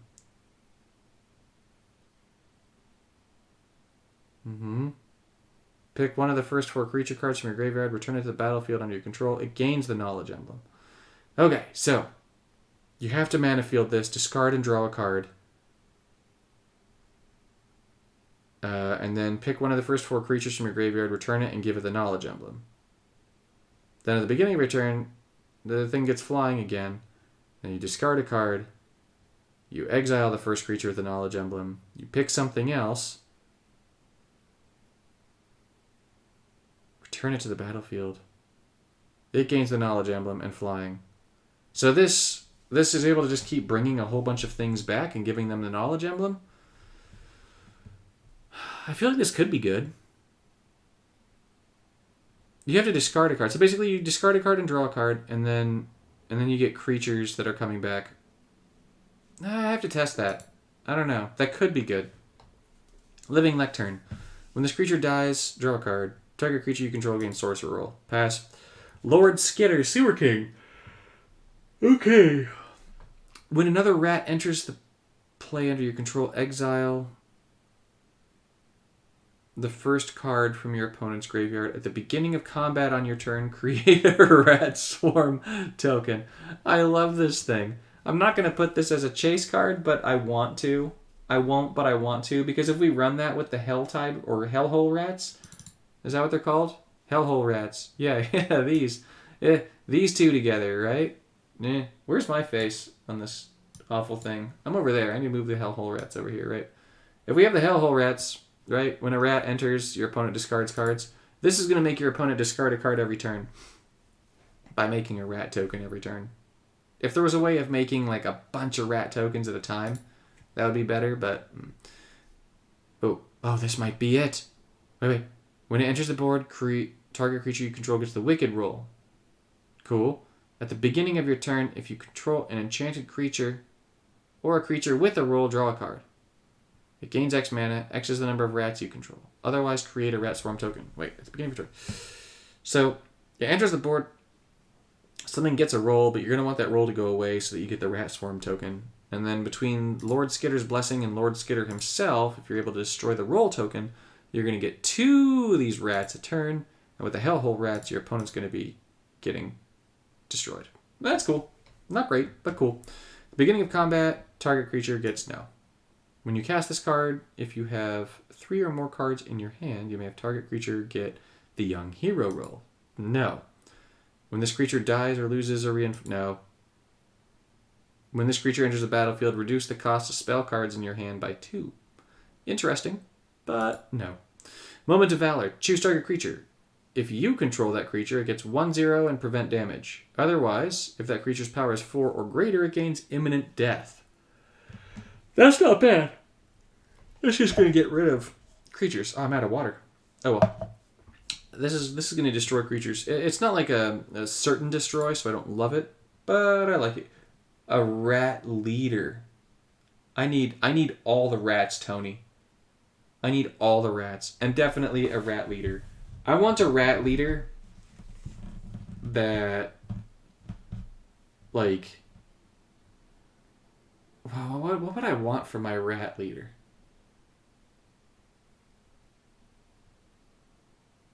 Alright, this is going to be messed up. I want a rat leader that's a 1/1 rat.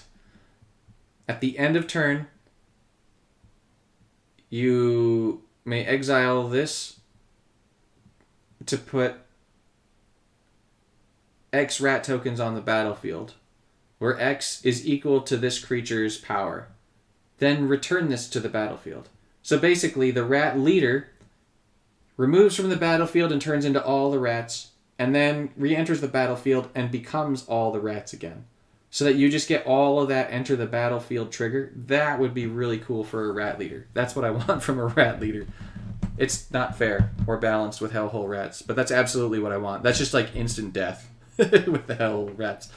Target creature gets +2/+0 until end of turn, and then that creature gains the monster roll. Alright, Greg says this is broken. Did they make this like they made it in paper? 18 for a 6/6. When this creature enters the battlefield, reinforce each creature you control one time. Your creatures get +X/+X in flying. X is the number of creatures you control, including their reinforcements.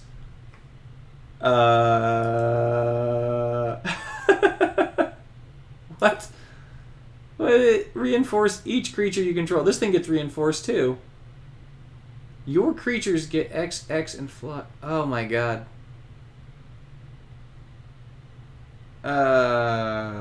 This is really good. What the heck? This, I think, is the most individually strong card I've seen in the set so far. Like, I've seen other cards that have made me go, excuse me? Like, Rocket Raccoon is solid. Like, really solid. Rocket Raccoon is broken in the worst possible way because Rocket can go infinite off of just itself. If you weren't here when I was talking about Rocket Raccoon earlier, this piece of trash right here, this trash panda, when you match green gems, convert X gems to green, 1+ this creature's reinforcements. This just infinitely matches green if you get enough raccoons down. I don't know how many rockets you're going to need for this to go infinite, but probably not too many rockets. Let's be real. This rocket's a problem. This is a problem though too. This is good. Ooh, that's pretty. When this creature enters the battlefield, return the first creature or enchantment from your graveyard to your hand. Okay.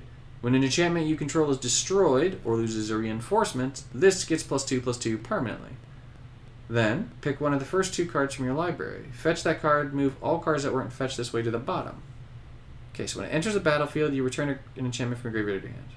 And then you bargain your enchantments, and this thing gets stronger. Not enough power to be great, but interesting. At the beginning of your turn, create food. This support loses shields. When a food card you control is destroyed or loses a reinforcement, the first green card in your hand gains 3 mana, increase this card's level by 1. When this support is destroyed, your creatures get +X/+X until end of turn. Creatures you control get +X/+X for each of their reinforcements. X is equal to this card's level. Whoa. This will be really cool with the food dude. Okay, so how do you get a whole bunch of creatures down? Like, what's a good way? I mean, Tainted Adversary wins on its own, so we don't need it to be with Tainted Adversary. We need, like... I mean, this with Nissa, Worldwaker, is pretty good. Yeah. Because you're gonna get a whole bunch of food, and then you get the cook, and then you put this thing down, and then you use your first, and then that gets you 4 food tokens. It's probably gonna destroy some food tokens. This thing's level is going to go up a bunch. You're going to gain a bunch of mana. You're going to play something else. We need something that makes more tokens than that. I'm not putting this down as a chase card, even though I'm really tempted to because of food. I might have to reconsider how I'm making my chase list. I might make a chase list that's like, these are the really good cards in the set that you should chase. And then here are like the fun synergy cards where you're going to want to make a deck out of this stuff to have fun. And then laugh out loud, literally, as you make shenanigans happen, like the rats and the food and that thing that does damage to a player from damage to a creature and stuff like that. There's a lot of interesting stuff in this set. When a creature you control dies, return it to the battlefield under your control. Gets this... Wait, it gains Wicked Roll and Stun Counter 1? Then destroy this support. At end of the turn, destroy this support. This is interesting. This thing's getting destroyed no matter what. But if you also are playing one of those things that brings... Now this is fascinating. You could play this with one of those things that brings an enchantment back every turn. And then... You're just giving things stun counter. This thing dies at end of turn. So it doesn't bring him back on your opponent's turns. When another fairy enters the battlefield, your opponent loses 3 life. This is cool with Bitter Blossom. Right? That'll make it awesome blossomy. Because your opponent's going to lose 6 life for Bitter Blossom. Una Fey. I love this card in paper. And there's a lot of chatter about this one. Okay? When you make a blue or black match by swap, exile the top 5 cards of your opponent's library. Then create a fairy token for each color among cards in your opponent's exile. Gain mana equal to the number of cards in your... Holy smokes, what the flying fart? Gain mana equal to the number of cards in your opponent's exile? What? When you exile the top 5 cards of your opponent's library. Okay, so if you've got bonus swaps, you're just going to be triggering this a bunch. And then this is going to make a whole bunch of fairies. Oh, boy. Oh, boy. Ooh, that's nasty. But it's just each number of... Each color. Okay, so this is going to make, what, 1... I mean, if your opponent's got Meeting of the 5, that's going to make 5 tokens, and then that would do 15. Realistically, they're going to have probably up to 3 colors, so it's going to be like 3 fairies, which is 9 damage. And then your opponent's just going to have a ridiculous number of cards in exile. That is really, really good. Like that's really, really good. Holy smokes. This... well, we found the chase card. Yes, Alex, we did. This, gain mana equal to the number of cards in your opponent's exile. You can't even get rid of the dang thing. Because if you do, it's going to come back and then... This. Yikes. This is nasty. Okay. This solidifies that I need to do my chase video differently. I need to throw stuff like this in with Bitter Blossom. Okay. I need to make a new folder. In here. Fun Synergy.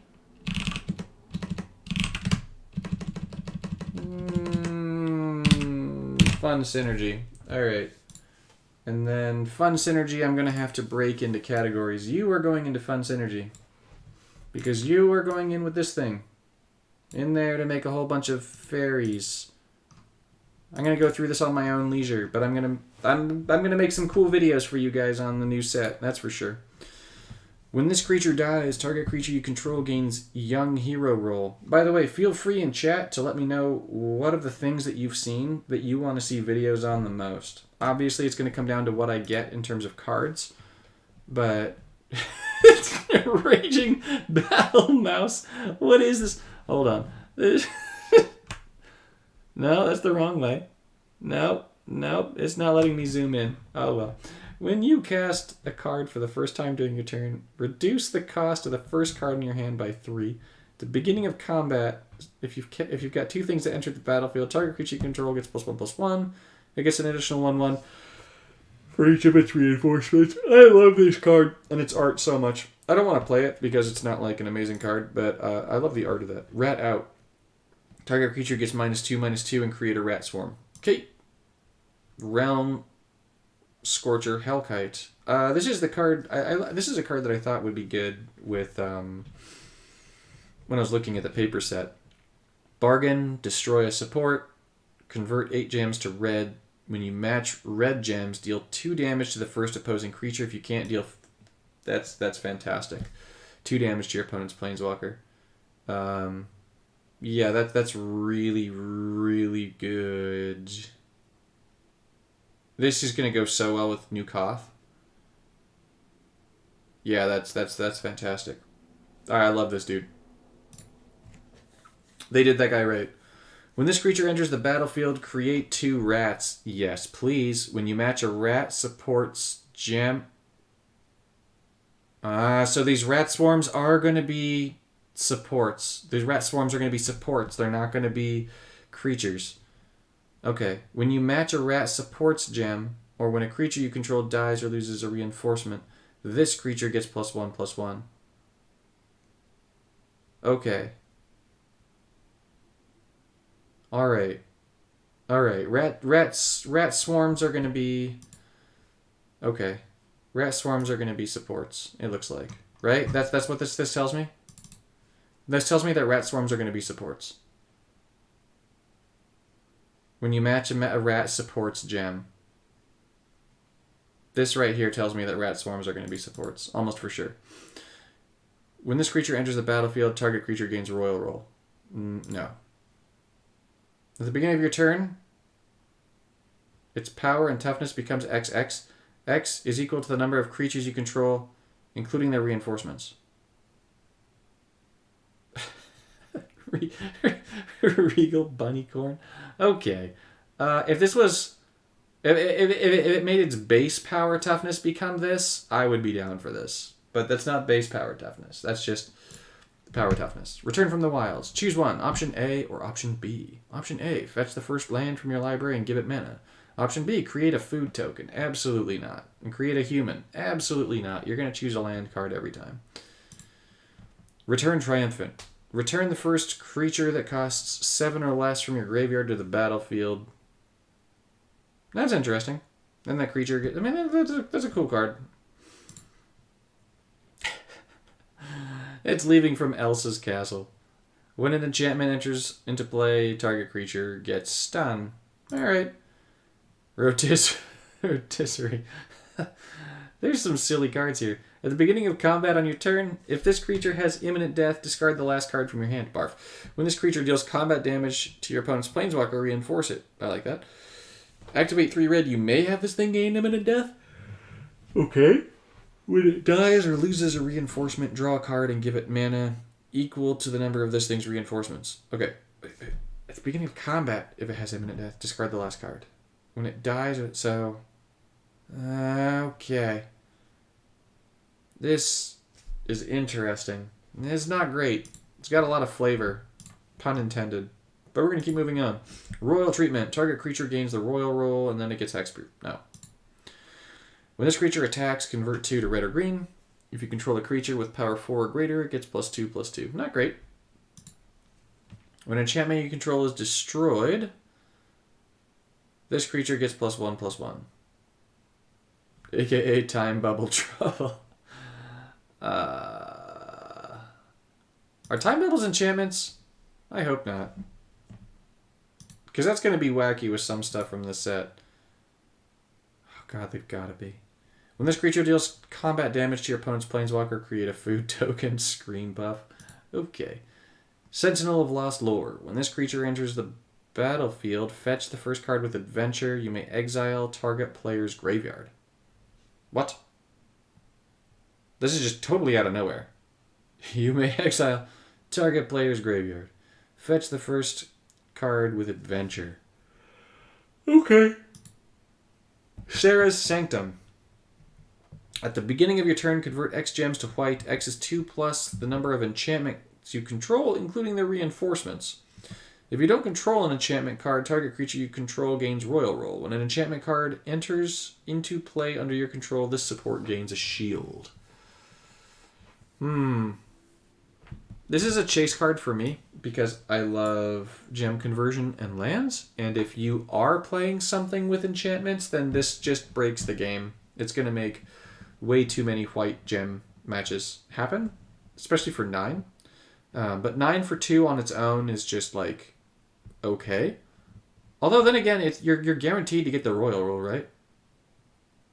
If you don't control an enchantment, you're going to get the royal roll. And then that's going to enter play. That's going to give it a shield. And then that's going to make it go to 2 plus 1. That's 3. So it's just a convert 3. That's solid. It's convert 3. With possibility for more. When it enters the battlefield, give something stun. When an opposing creature gains a stun, draw a card and it gives mana. Okay. Shattergang Brothers. Oh, these guys. Okay. 13 mana. Bargain, destroy stuff, but you're going to get food tokens out of it. Destroy 10 gems of your opponent's colors. I like that. When a card you control is destroyed during your turn. Oh. Mm-hmm. This is really cool. Because you're going to get the food tokens. I think that what happens is the food tokens come first. Then you destroy these. And then I'm imagining that this thing comes in. You bargain. You destroy something of your opponent's. Then you create 2 food tokens. Then you destroy 10 gems. Then the food tokens might die. And then those might destroy things. I think this could be pretty good. I'm adding this to my chase list as well. This could be a really, really powerful... this could be a really, really powerful... Nanti Bakayaro. It could be a really powerful removal engine. Time bubbles are enchantments. Yikes. Okay. Yikes. Yeah, this card looks good. Sky Beast Tracker. When you cast a card, create a food. No, go away. Sleep Cursed Fairy. When this creature enters the battlefield, create X curse removal tokens. Then this creature gains stun counter X. X is 3 minus the number of this creature's reinforcements. Huh? Huh? No. Sleight of Hand. Pick one of the first 2 cards from your library, fetch it, move all cards that weren't fetched this way to the bottom. That's okay. When an enchantment enters play, for each enchantment you control... Well, I mean... Whoever was the time bubbles, this, with ambiguity... Oh, it's just until end of turn. But still, with ambiguity, you could get, like, what? Reasonably 15, 20 time bubbles on the board, and then you just get, like, a match that destroys, like, 5 of them, and then you get 5 more, and then... That's going to be like 11, 12, 13, 14, and 15, which is going to be, what, 50, 60 some odd power to this thing just for destroying the time bubbles. That could be pretty cool, honestly.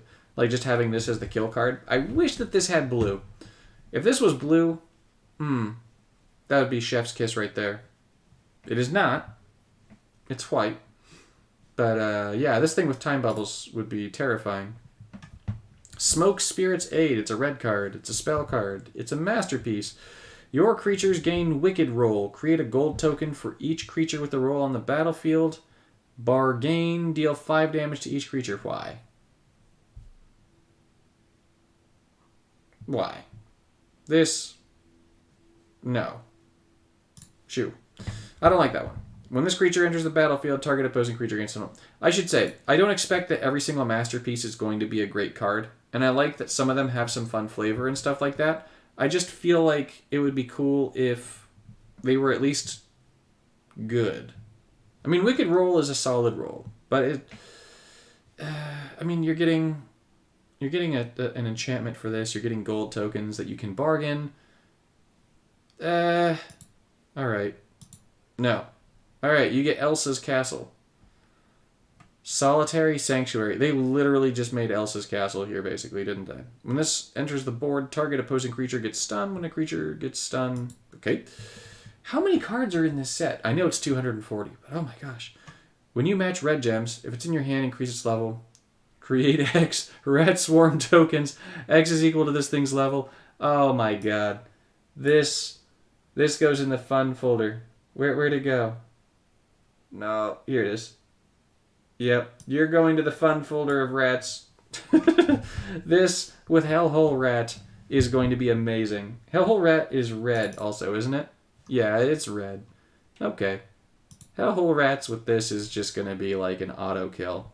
Honestly, I think that's going to be an auto kill on your opponent, right? Because if you're playing Koth, you can reasonably, with my dragon deck, you can reasonably make like 5+ matches in a turn of red.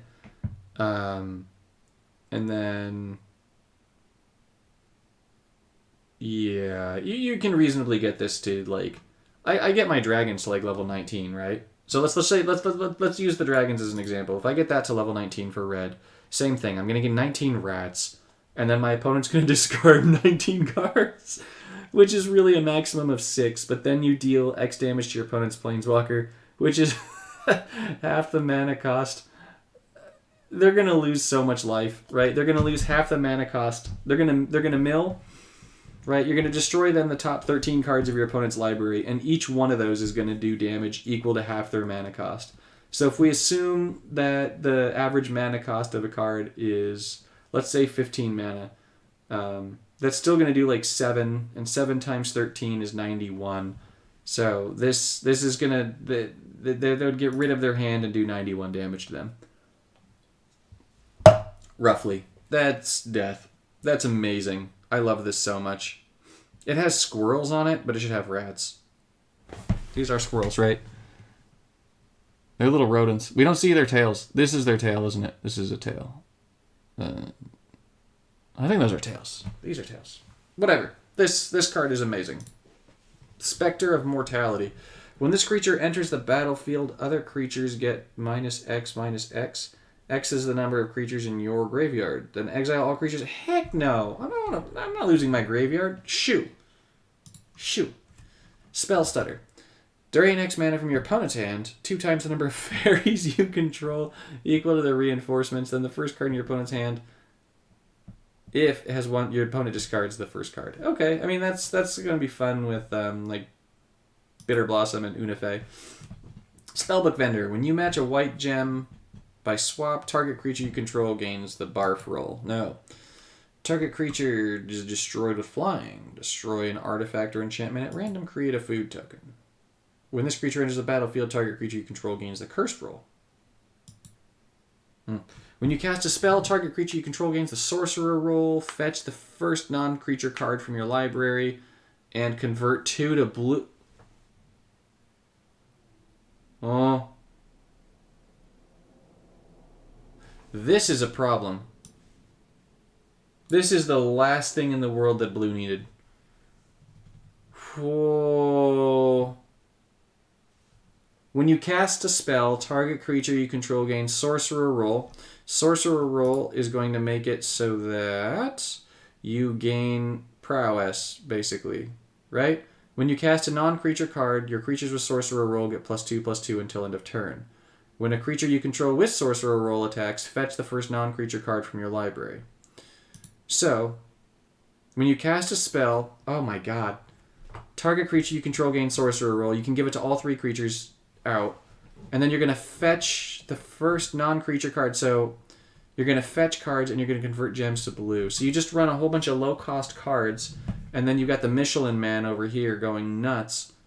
This card is potentially really problematically good. Anytime you cast a spell in blue, convert 2 gems to blue, and draw a card. Draw a card and convert gems. Whenever you cast a spell, draw a card and convert gems and give your creatures a buff. This does everything to kill your opponent that you need in blue. Like everything to just make the most ridiculous loop. This needs a limitation. This needs a limitation.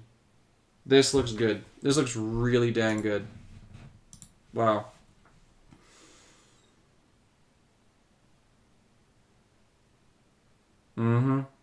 You're going to fetch before you convert the gems.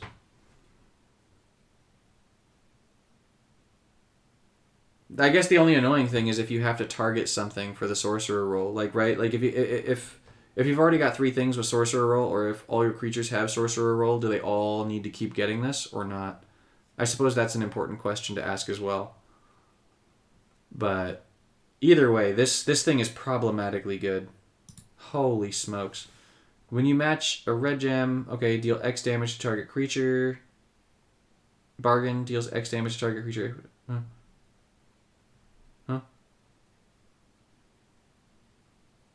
Deals X damage to target creature. Bargain, deal X damage to target creature. X. Oh, so you could do the damage twice. So you could do this damage twice if you bargain something. When do we think this may go live? I have no comment.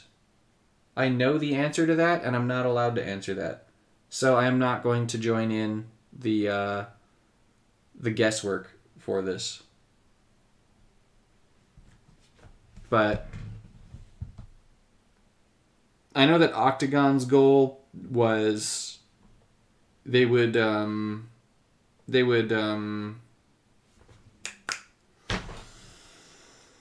come on, Michael.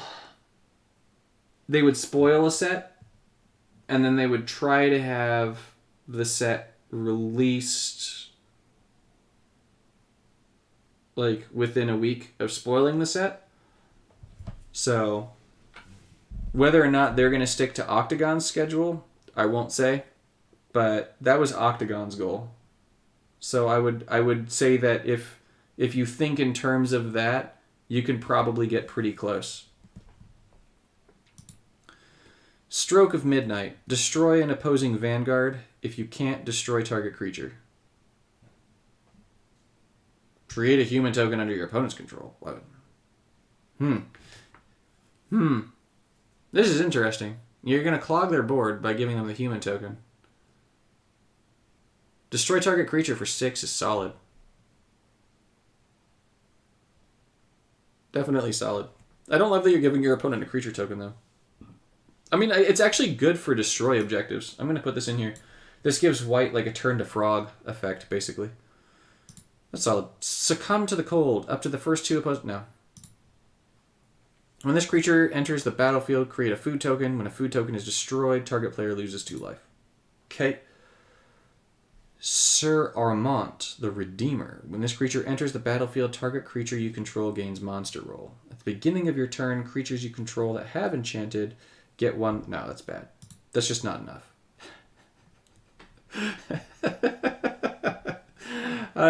Sir Ginger, the Meal Ender. Okay. 3-1 for 12. Food Night. At the beginning of your opponent's turn, if your opponent has 10 or more loyalty, Sir Ginger gets hexproof. When another artifact you control is destroyed or loses a reinforcement, Sir Ginger gets a permanent +1/+1 buff, and you fetch the first artifact card from your library. Okay? When Sir Ginger dies or loses a reinforcement, you gain life equal to Sir Ginger's power. When you match an artifact support gem, Sir Ginger gains Berserker until end of turn.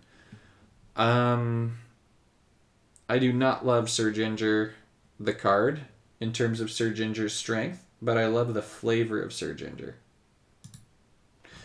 Oh, I love this card in Paper Magic, the old homeboy. Tajik, Blade of the Legion. Okay, prevent damage. Celebration? 2/2. At the beginning of combat on your turn, create a night token and give it haste. Okay. When this creature attacks, Celebration. This creature gets +5/+5 and gains Vigilance until the beginning of your next turn.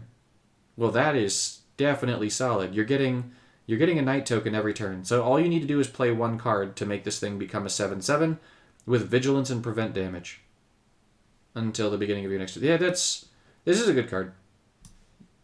That's going to be annoying to play against. Taken by Nightmares. Exile target creature for 10. Then if you control an enchantment, pick one of the first 3 supports or spells from your library. Heck yeah. That's a great uncommon. Creature exile plus fetch. That's muy bueno. Talion's Messenger. When a fairy creature you control attacks for the first time, discard a card and draw a card. Then fairy... That does not live up to the fairies. Tanglewire.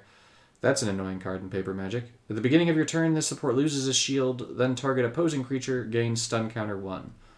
I mean, that sounds about right. It's, I'd still rather use the... What's it called?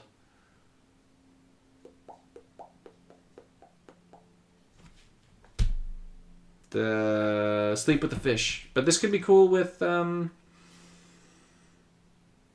that lady, the legendary lady that when something gets a stun counter, you maybe get an Azorius token. That could be cool. Tangle. Oh, rats. Give me the rats. Give me the rats. 3/2, Berserker, rat. When this is dealt damage, create X rat swarm tokens equal to the damage dealt this way. Put this in my fun deck, please. Give me all the reds. Tangle Span Lookout. When an aura enters the board under your control, or you cast a spell card that targets a creature, draw a card. Meh. Tattered Ratter. When a rat creature you control becomes blocked, it gets +2/+0. If that creature dies, you get another rat. When a rat support you control is destroyed or loses a reinforcement, do 2 damage to the first opposing creature. If you can't, deal 2 damage to your opponent's planeswalker. I feel like this rat support is going to have, like, some kind of imminent death. I feel like it's going to have some kind of imminent death. Tenacious Tomeseeker. Bargain. Pick one of the first 4 spell cards from your graveyard and move it to your hand and give it 9 mana. When it attacks, destroy the top 2 cards of your library. Pick one of the first 4 spell cards from your graveyard means Bargain is sacrifice a support. So, The End. That's gorgeous. This support can't be reinforced. That's dangerous. If this card is in your hand, if you have 15 or less life, reduce this card's cost by 6. At the beginning of your turn, exile target opposing creature. Then exile all cards in your opponent's hand with equal mana cost, base power, and toughness as the last card in your opponent's exile. What?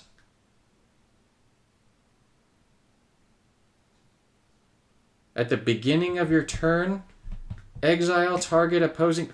What? What? If this card's in your hand, you reduce this card's cost by 6.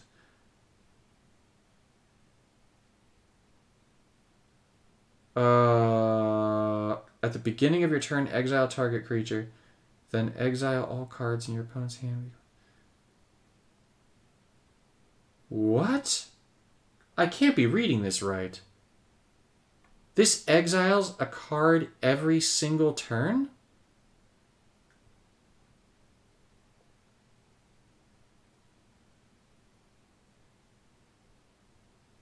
No.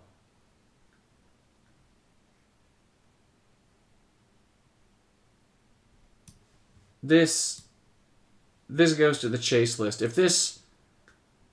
It can't be reinforced. You can have like 4 of these. You exile...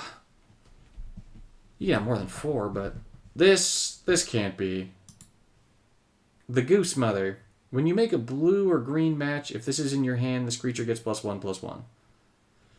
Okay. When this enters the battlefield, create X food tokens. X is equal to half of its power. When you match a food support gem, draw a card. Oh, Goose Mother. I think it's not just flash fun, it just is a problem. Oh, yes. Pick one of the first 4 creature cards from your library, put it into play. Bargain, pick one of the first 4 creatures from your library and put it into play. I love this. You get a creature, and if you bargain, you get 2. This card is really dang good. I love that. Torch the Tower. Deal 2 damage to target creature. Bargain, deal 4 instead.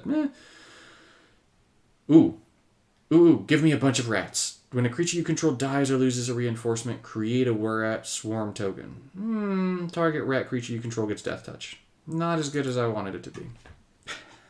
Food. Golem. Tough cookie.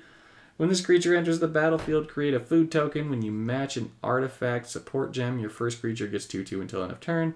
When it dies or loses a reason. Okay, that's fun. Troublemaker Oof. Enters the battlefield, destroy something. Okay. The first card with base power gets mana. Okay. Discard a card and draw a card. No. And that's the last card. Okay. It took 2 hours and 12 minutes to get through this set. Woof. Okay. Well, I don't have a whole ton of chase cards. I'm looking to the right, and I don't have a ton of chase cards on this list, which tells me that the videos that I'm going to make, which are going to be fun, are going to be the fun cards, because there's going to be some really silly fun stuff that you can do with this set. I think the best card in the set is probably this thing at a glance. This thing's pretty good. Or, honestly, if this thing here is just exile a card every single turn, then this might be the best card in the set, because this is unbelievably broken. No pun intended based on the art. Like, if this is just at the beginning, exile an opposing creature, and then all cards with the same mana cost, base power, and toughness, that's gonna be a problem. Like, yeah, that's gonna be a huge problem if that's how that is, especially without being reinforced. Like, you just win big, really, really, really big. So, yeah, that's terrifying. Really, really terrifying. So we have a lot of cool cards in the set, and I like that. But we have a few cards that look borderline horrifying. So, you are welcome, Inquisitive Mind. I do have one other thing to do real fast, though. And so I might as well do this when I'm with y'all. I think. Let's see. I haven't made my decks yet for the Harvest Tide. I'm not going to play them tonight. It's already 11 p.m. my time, and I am tired as heck. But I do want to make those decks so you guys can see them. So what I'm going to do is I'm going to put this on pause for just one quick moment, and I'm going to put my phone up on the screen.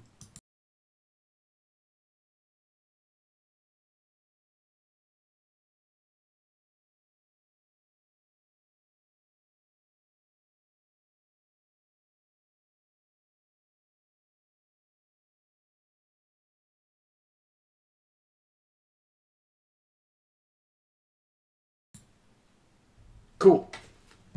Okay. Whew. Harvest Tide. This is our event for the weekend. So if you're wondering what I'm going to run, we've got a shift between day and night. I know that this is a big turn for you guys. Let me know if there's anything from the new set that particularly appeals to you. I love chatting with you guys as I do this. But I'm going to go ahead and take a quick look at the Harvest Tide here. I normally run a version of this deck right here in the Harvest Tide with Tovolar, Celestis, and Brutal Cathar with the Great Aurora. I feel like that's kind of essential here. So you definitely want to be running green. Green-blue might be the way to go here, actually. Let's move out of here. Let's go to green-blue this time. Let's go to Kasmina. Let's see about Harvest Tide here. So, day and night, right? Day. I'm just gonna put day and night here for a second. We're gonna get our day-night cards first. The Celestis is like a must-have card for this event. Honestly, this card is just way too good. You definitely want the Celestis.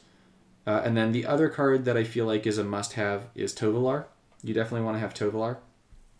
At the beginning of your turn, if you control 2 or more creatures with the wolf or werewolf subtype, it becomes night. But the more important thing is that you just want to have a win con, and so this thing is going to drain all mana from your hand, and then it's going to give something a power boost to just outright win the game, which is really, really good. Let's see what this thing, probably don't need it. The Lamphold Elder is going to convert X gems to green. I like the Elder well enough. And then the last day-night flipper is going to be... I need to cast werewolves, don't I? I'm going to go back out for a second. What is it? Cast 5 or more cards with transform and shift day and night. Okay. Transform. Let's just do that way. That way makes sense. Kasmina, where'd you go? Alright, so we're going to do transform here real fast. So let's get Tovolar in. Let's get the Elder in. And then let's... I could play Titania in this event? That would be amazing.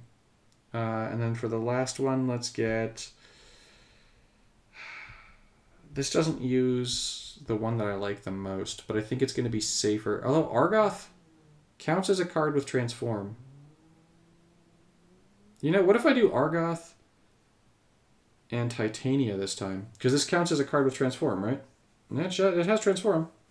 When a land enters your graveyard, gain 4 life. When a player matches a land support, at the beginning of your turn, this thing gets too thick. that might be a problem. But I've got, what, 1, 2, 3, 4. That's going to do that, actually. That's going to take care of most of the problem. Okay.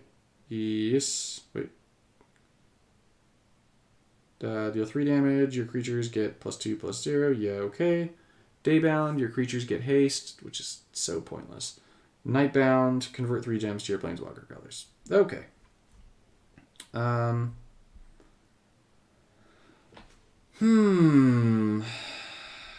let's see. If we're doing these for our transform cards, that's 4 cards with transform.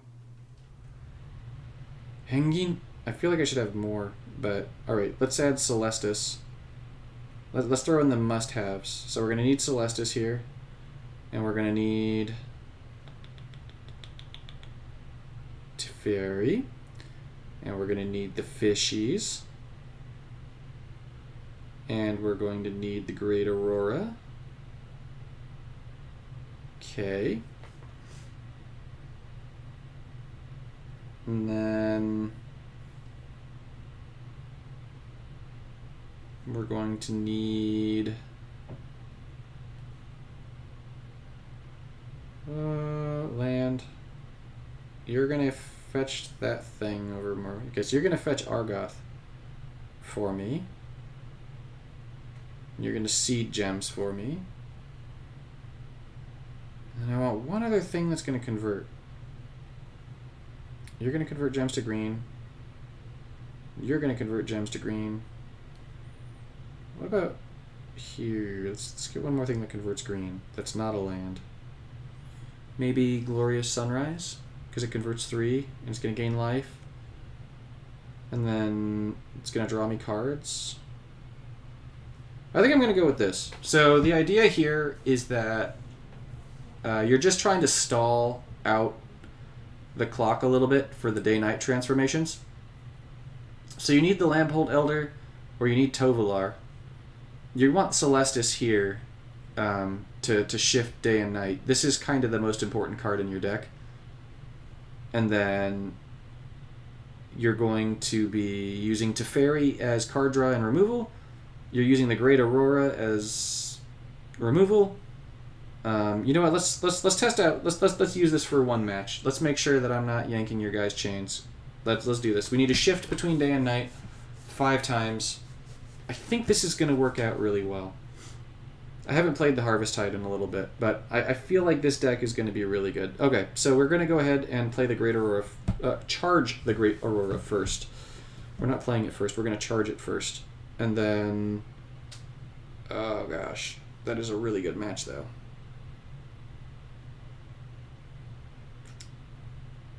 We're going to charge the Great Aurora. And then after the Great Aurora, we're going to charge Tovolar. Because Tovolar is going to draw cards, right? So Tovolar draws a card every turn, regardless of whether or not it's day or night. I feel like I need to worry about her coming down, though.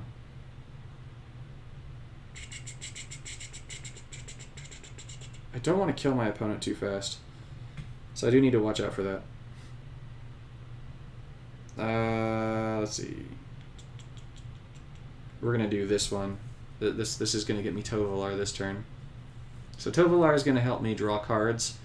But now we're also going to be able to shift between day and night pretty easily. We're going to start living summing just to... There we go. There's the Celestis. We need that thing out. What does this little pup do? Mm-hmm. Alright, I'm actually going to play her just so that we can kill the pup before it starts becoming a big pup. you're going to draw me another one of her, which is fine. Little Pup is going to go and die now against my Titania. And that's going to shift day and night. I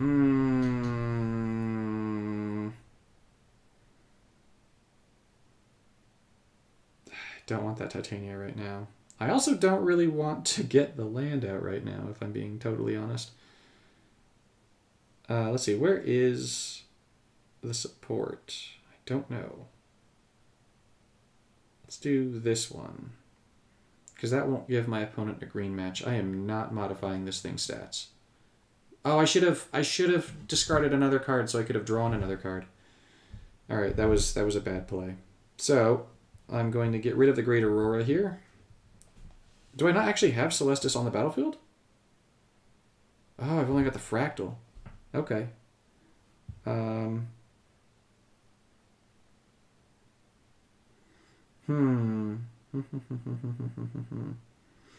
don't think I need to kill my creatures yet. No, I'm not going to do this. No, I'm not going to power up my creatures. No, I'm not going to Great Aurora right now. No, I'm not going to drain mana from my hand either. Okay, you're going to give me mana. You're going to give me another Great Aurora, which I don't need. And you're going to play some Poison Counter Beast. Okay. Don't love the Poison Counter, dude. I'm going to get a Glorious Sunrise down here anyways. I got the Celestis. The Sunrise is coming down.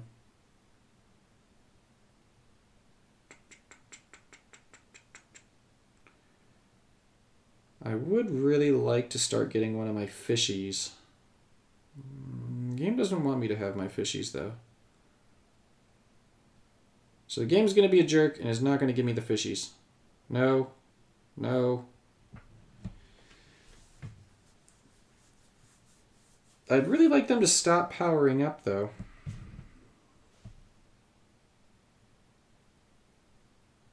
Alright, well, at least Titania dies. That's something. Oh, and we get a 5 match out of this. Nope, the 5 match is gone. Okay, I have got so many Nissa's Expeditions here. Please give me the fish. No fish for me. I guess I'll take another Celestis here out of that. Take Lambolt. Okay. That is my Celestis.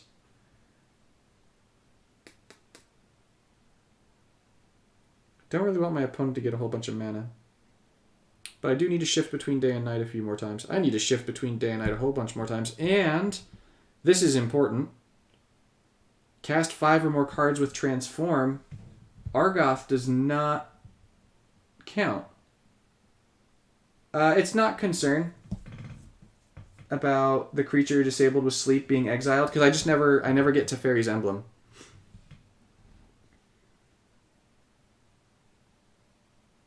So, as long as you don't get to Fairy's Emblem, you're fine. I'm going to do this just to shift between day and night.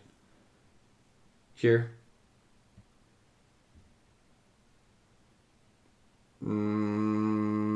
They shift. You may discard the last card in your hand, draw a card. Sure.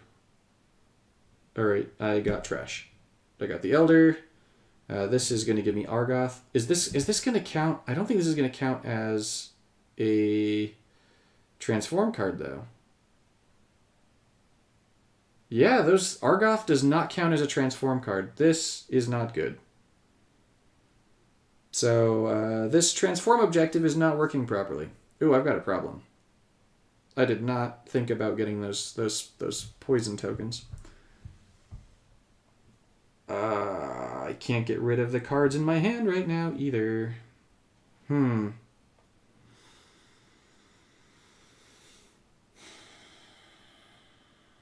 I have another Celestis that's going to come down? I do. My opponent has 2 things with badness down. I don't want to be doing that. Alright, let's maybe blow up the world.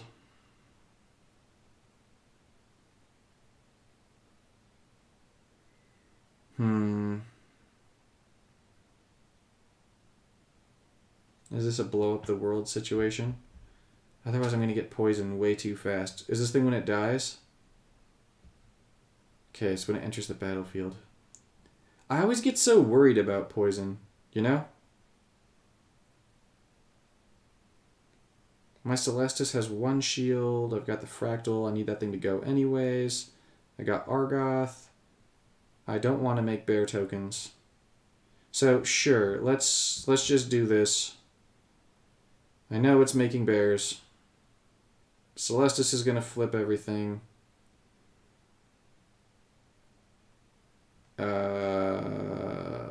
Sure, I don't need the last card. There we go. I finally get the fishies.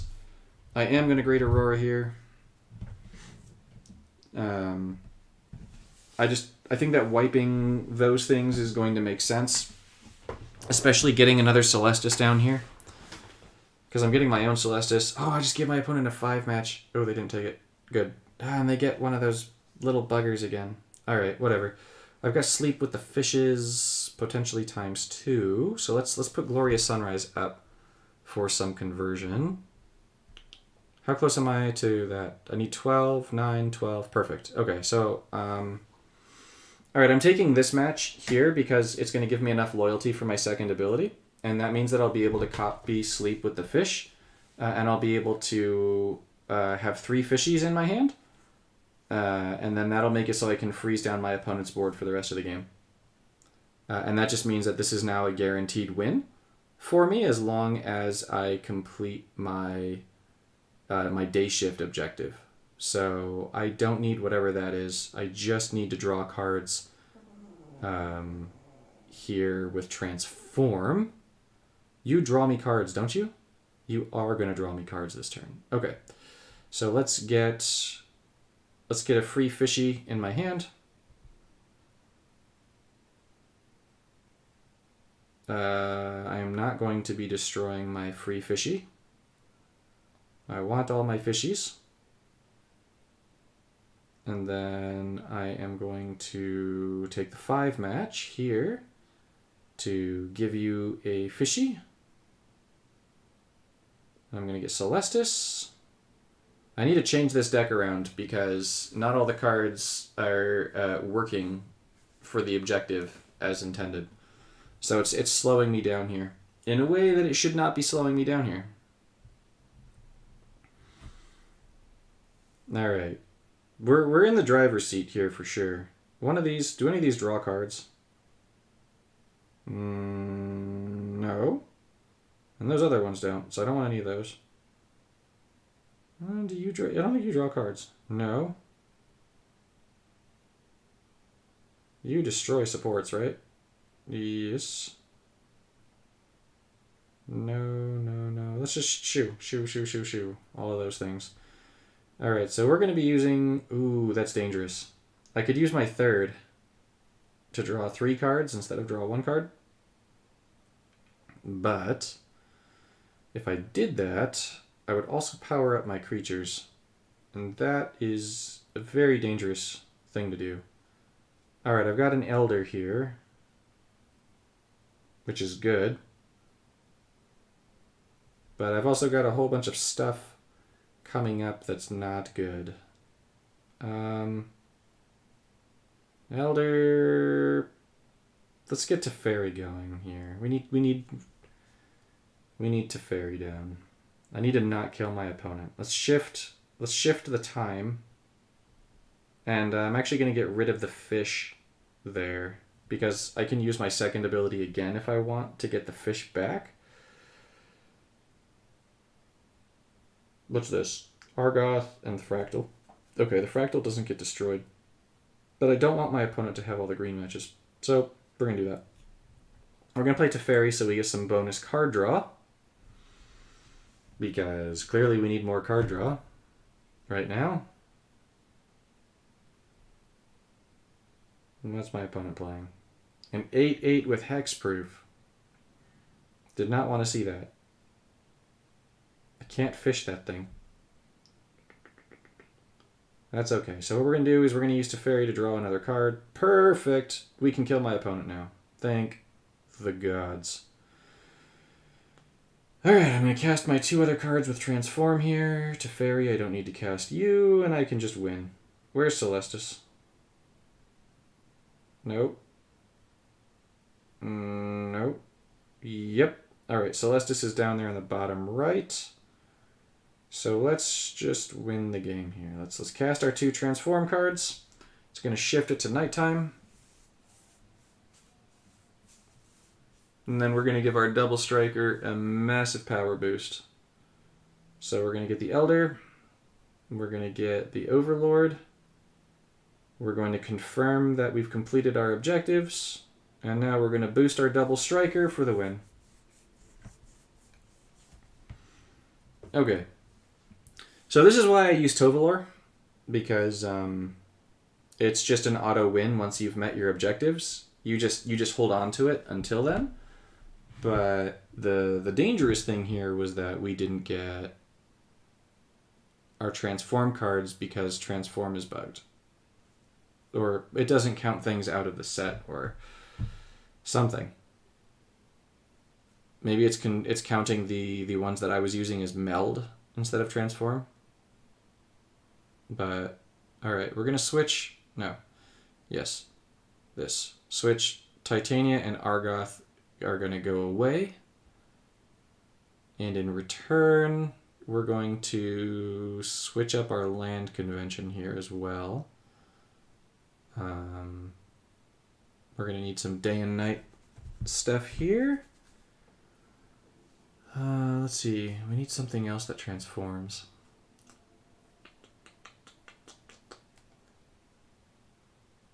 Discard a card and draw a card.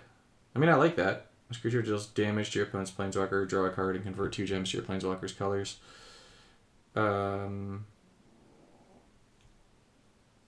Destroy an opposing artifact or enchantment. Getting rid of opponent's supports is pretty solid. I wish I could use Huntmaster. I really do. Huntmaster just kills too fast.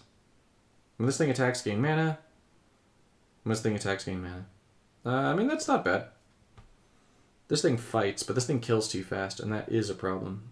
The kill condition here is absolutely, without a doubt, Tovalar. Tovalar is how we kill with this deck. So, I don't like that this forces the discard, though.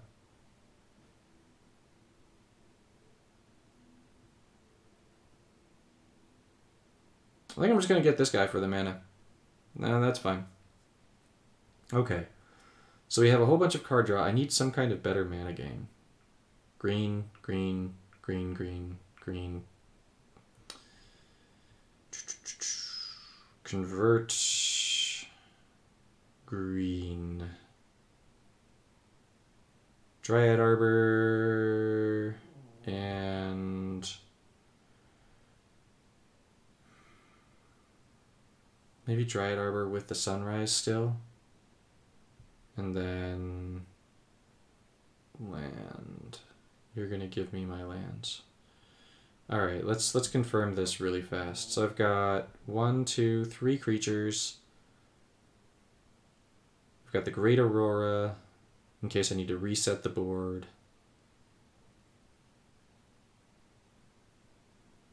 I wonder if I should have a 4th creature. Like, just to clear the objective, and in case my opponent is running some kind of awful thing. The fish is my 4th creature. Okay. Okay. Let's try this one more time. Let's try one more time. Let's try with this. This should be an easier match. I mean, I don't know if my opponent's going to have a harder deck to play against, but it should be easier from the standpoint of... okay, this is a good start. It should be easier from the standpoint of... ooh, this is dangerous. Hold on. I'm just debating what I want to do here. It should be easier from the standpoint of getting the transform done. So this is the obvious match over here. This into this. But this blue match, which Ashiok will definitely take, could trigger these green ones over here, and I don't love that. Whereas this could go white into green, and that's good. But I also don't want to give Ashiok a blue match. We're both blue. I'm going to take Ashiok's match away. Let's see if Ashiok takes my match. She does. They do? Maybe Ashiok is a they, them? I'm not sure. Red is going to be the way to go for me here.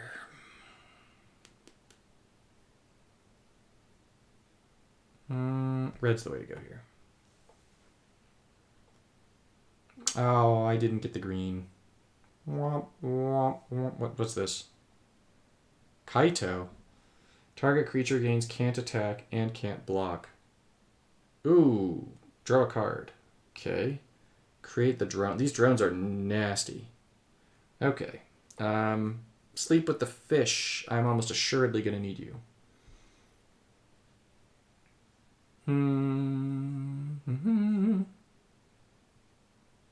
Let's get loyalty and mana and Teferi down.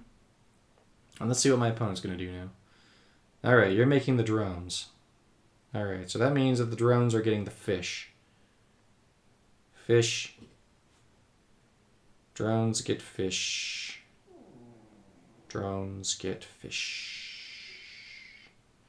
Fishy, fishy, fishy. Okay. Let's see. Match-wise, this blue might take away... Oh, gosh. Of course it does. I don't love this. Please take a black match instead.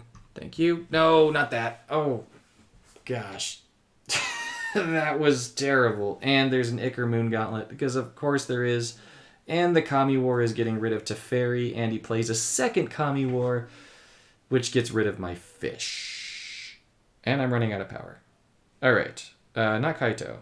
Where is the Kami War? No, not this. When you activate a loyalty ability... Oh boy. This is not good. So 1 and 2. So it's chapter 1 right now, right? It says it's going to be chapter 2. Return an opposing vanguard to its... Return the first opposing creature. Non-land support.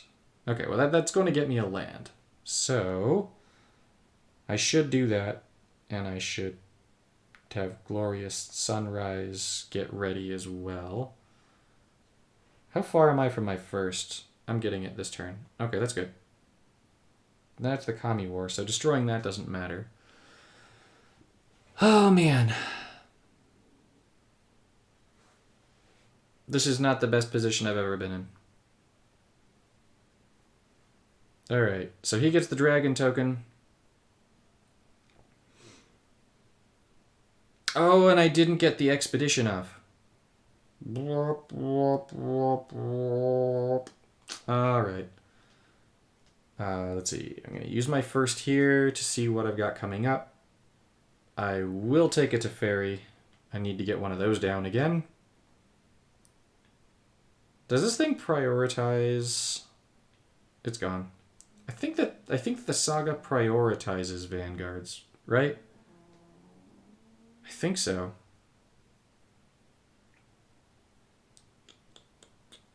Let's go this way. I think this might be the way. There's the fractal, that's fine. Let's take the blue match away. You want to give me my first cascade of the game and stop being a jerk? No, you don't. Okay. Alright. Well, you're going to give me that, which is good. I don't have any creatures down, which is very important, because it means that Kaito can't use the +1 here. I could only use the 0, but my opponent's hand is full.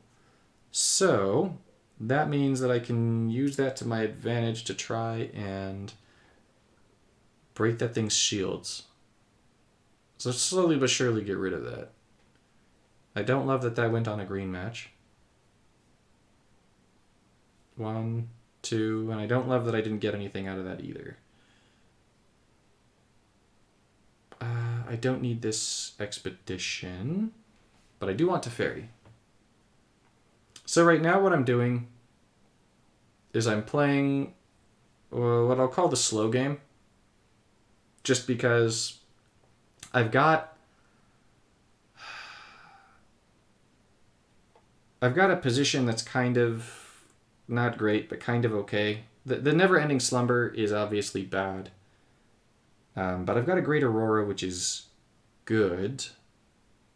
You know what? I have the fishies. Why am I not boosting the fishies? I need to get the fishies. Here. And then... because that dragon is just slowly whittling me down here. Teferi's coming down. Lambolt is coming down. We're gonna fishy that thing. Because I'm not switching between day and night right now, because I haven't drawn Celestis either. Ow. Ow. Ow. Yeah, you're getting more of those little tokens. That's fine. No! Why? Oh! Every single time I get Teferi down, that thing comes out. Whenever a creature enters any player's graveyard, your opponent loses 2 life. Destroy the target. Is this... alright.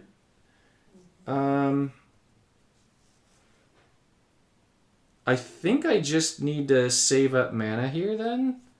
And just try and work my way up to something. I don't know. There's another Okagachi, but that's not going to do anything. That's going to ping me. That's going to get him another Okagachi. That's going to get him another Okagachi. How is he triggering the saga? Oh, the Ichor Spring thing. Okay. Okay, the Ichor Spring thing is what's doing it. Okay, that's a Glorious Sunrise. That's the Night Terror. That's the Ichor Moon Gauntlet.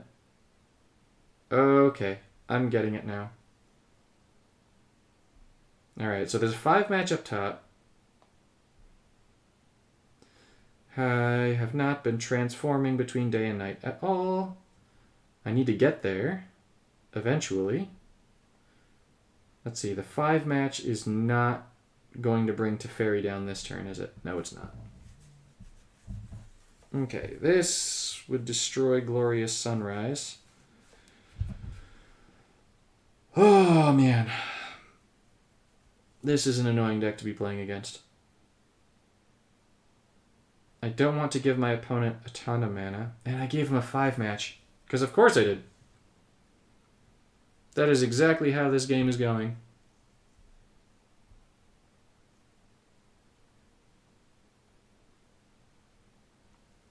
Okay, well at least he took the red match. And he gets a Mox. Mox is fine. Do you want to please give me a Celestis? I could really use Celestis.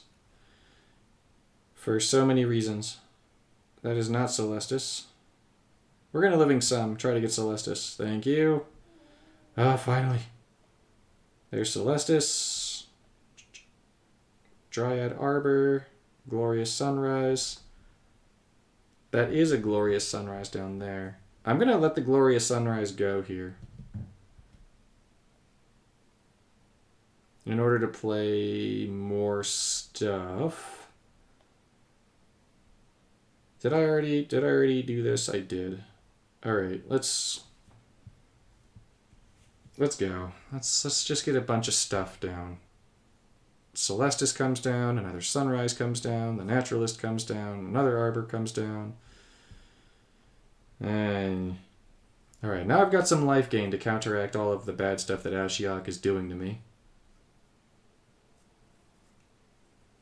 There's another Glorious Sunrise. Whoop-de-doo. 1, 2 life lost. Oh my gosh! That darn saga! Every time Teferi comes down, that saga comes out. It's like it's waiting for me. Alright. Let's do Tovolar. And then... where is the saga? Where's the saga? This? Alright, so it's going to return stuff to my hand this turn.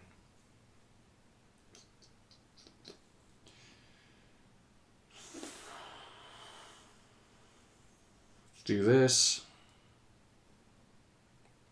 I really like these Lycan Rage things to stop.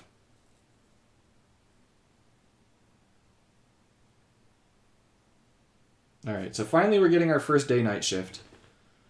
Which is good-ish. Not very good because my werewolves are getting double strike for some reason. Oh my god, they're getting so much power!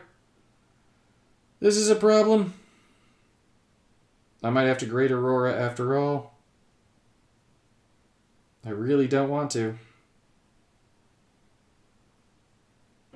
Oh boy. Oh boy. Oh man. Ashiok just used their third.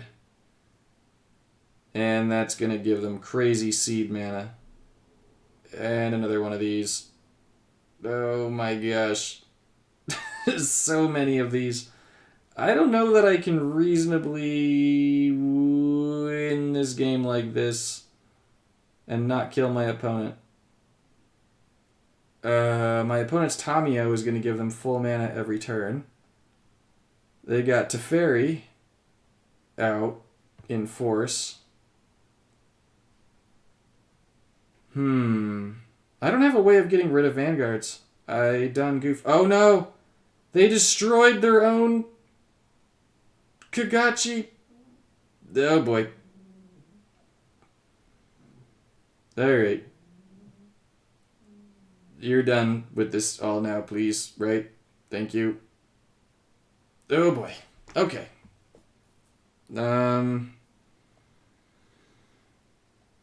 Even if I kill my opponent's thing, destroy the top 6 cards, return 1. I think that's just going to destroy the... That's going to return the Saga back, right? Alright, so let's see. Let's get rid of this. Let's do this to get that boosted again. Alright, that last turn just wiped everything I had from the board, which is really, really bad. I'm gonna turn the dragon into a fish. I can't turn the dragon into a fish. What am I thinking? I can't turn the dragon into a fish. I need to get rid of all the different stuff that's on the board. But my opponent's third is gonna bring it all back, I think. So I think that just dooms me. I think realistically that just dooms me. Because of the Vanguards. The Vanguards are too much. Extra swap. Get another Naturalist. They don't have haste, which is bad. And I just have no way of destroying these Vanguards. They just have way, way, way too much health.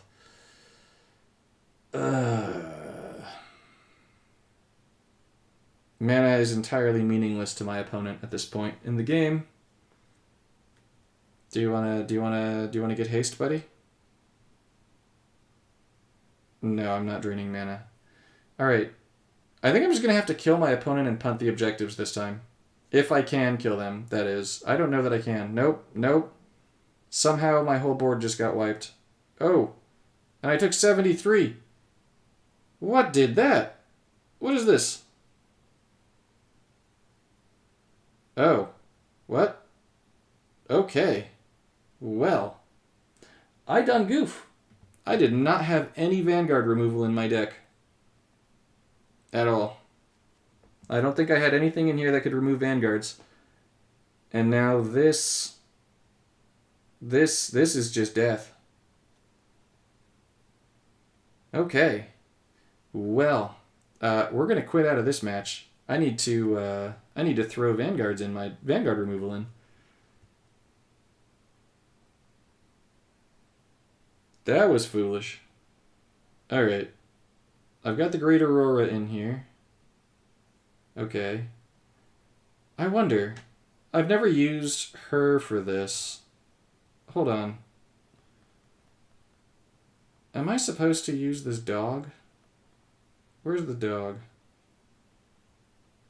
Huatli? FGH. Harvest Tide. Does the dog exile a creature? No, you don't get rid of vanguards. You were the thing that got rid of vanguards. I haven't played the game since this, so this got rid of vanguards, and this got rid of vanguards. Okay. This homeboy does not, right? No, it does not. Okay, so if I'm going to use Kasmina, I need to change my deck up more. You both need to go out. We're going to throw the Saga in that destroys vanguards. Actually, I wonder if that's the way.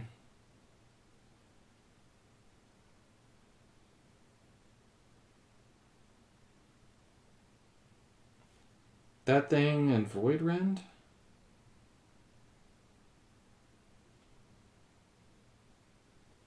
I think that just the Kami War is fine.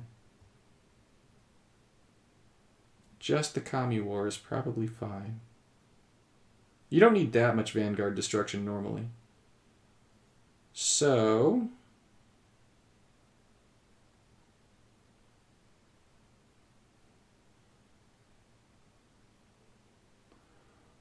oh, what else?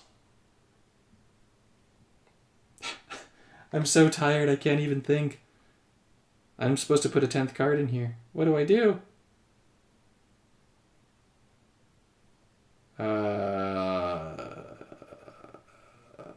What? Alright, I'm just going to put this in for now. Just to put a card in, and I'm going to revisit this tomorrow. Yeah, I am gassed. Okay, we've been going on for 3 hours. My kids are going to wake me up in about 5.5.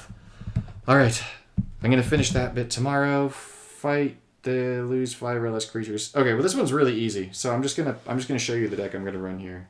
This deck. Where are you? Where's my degenerate Tybalt deck?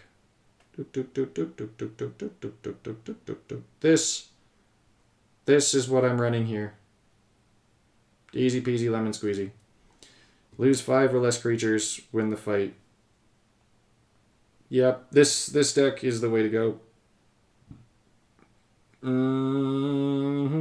Okay, just so you can see how it goes. It's very stupid.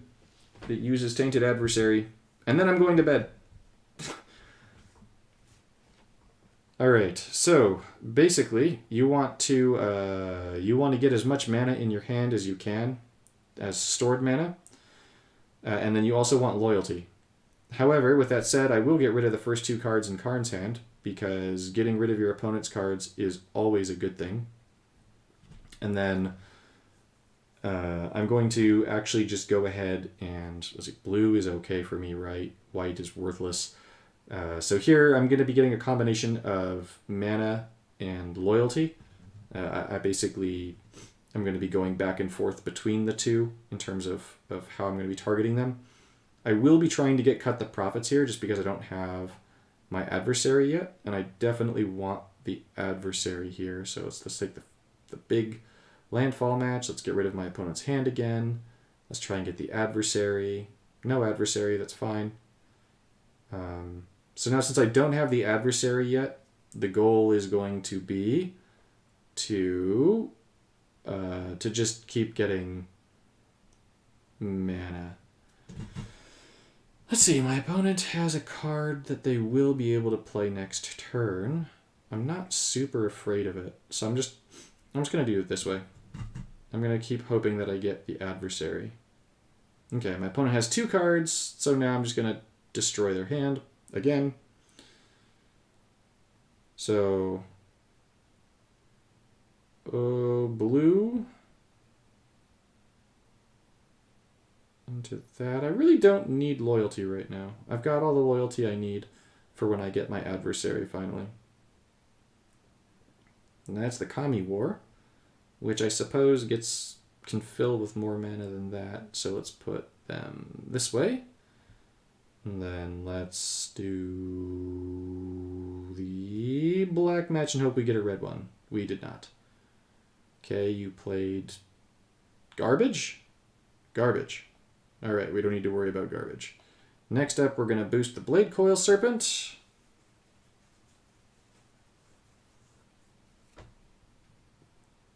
Okay, can I please get an adversary? No. Let's keep boosting the Blade Coil Serpent. Blue. Okay. Okay. That is not a tainted adversary. For...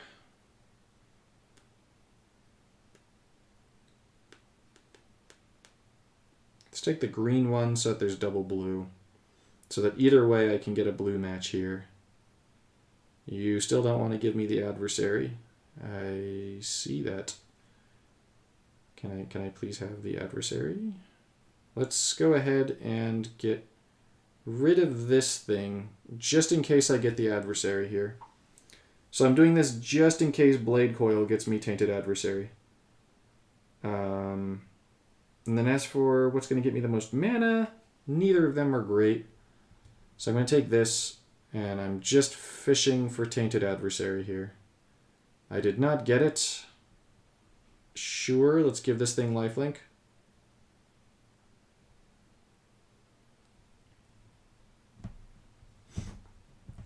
Still no tainted adversary. No, I don't want to destroy my opponent's thing. I just want to draw cards. Shoo. Shoo. Yeah, let's take the 5 match and see if we can get a tainted adversary finally. 1, 2, 3. There it is. That took too long. All right, and my opponent's at 106, and I've got... I've got enough mana to win. If I can get 6 here. Let's see, will the adversary come down this turn? No. Maybe. Blue and green? Yes, it will. I'm going to get 6 mana, and then I'm going to get 16 and 7 and 12, 19 and 16. That should be enough, right? 19 and 16 is 35. 35 times 4 is 105. That's enough. All right. That's a win. Oh boy. Zombies. The zombies all have haste because of Tybalt's second ability. And so now, basically the whole deck is just removal and card draw. And so the idea is just to destroy things as necessary. It's going to let you stall out until you get your adversary. And then the adversary is going to drop all the hasty zombies. And your opponent is going to die a horrible death. So we're going to tap, tap, tap, tap, tap, give all the zombies. Just be careful that you don't do, you don't end the loop if the loop timer comes up. Because if you do, the zombies will not lose can't attack. You have to manually select for them to be able to attack. So here we're just going to get a whole bunch of zombie tokens. They've got haste, and that's a really easy objective. So I'm just waiting for them to stop appearing. This creature, you may have this creature lose can't attack. Confirm. Sure, you can get your thingy, and you can kill my opponent. Game over. Easy peasy lemon squeezy. All right, cool. With that, I am going to bed. I'm so tired. Thank you all for tuning in. If you enjoyed the stream, and you want to support the stream, by all means, go ahead. In the description, there's a link. You can go in there. You can support the stream there. If not, don't worry about it.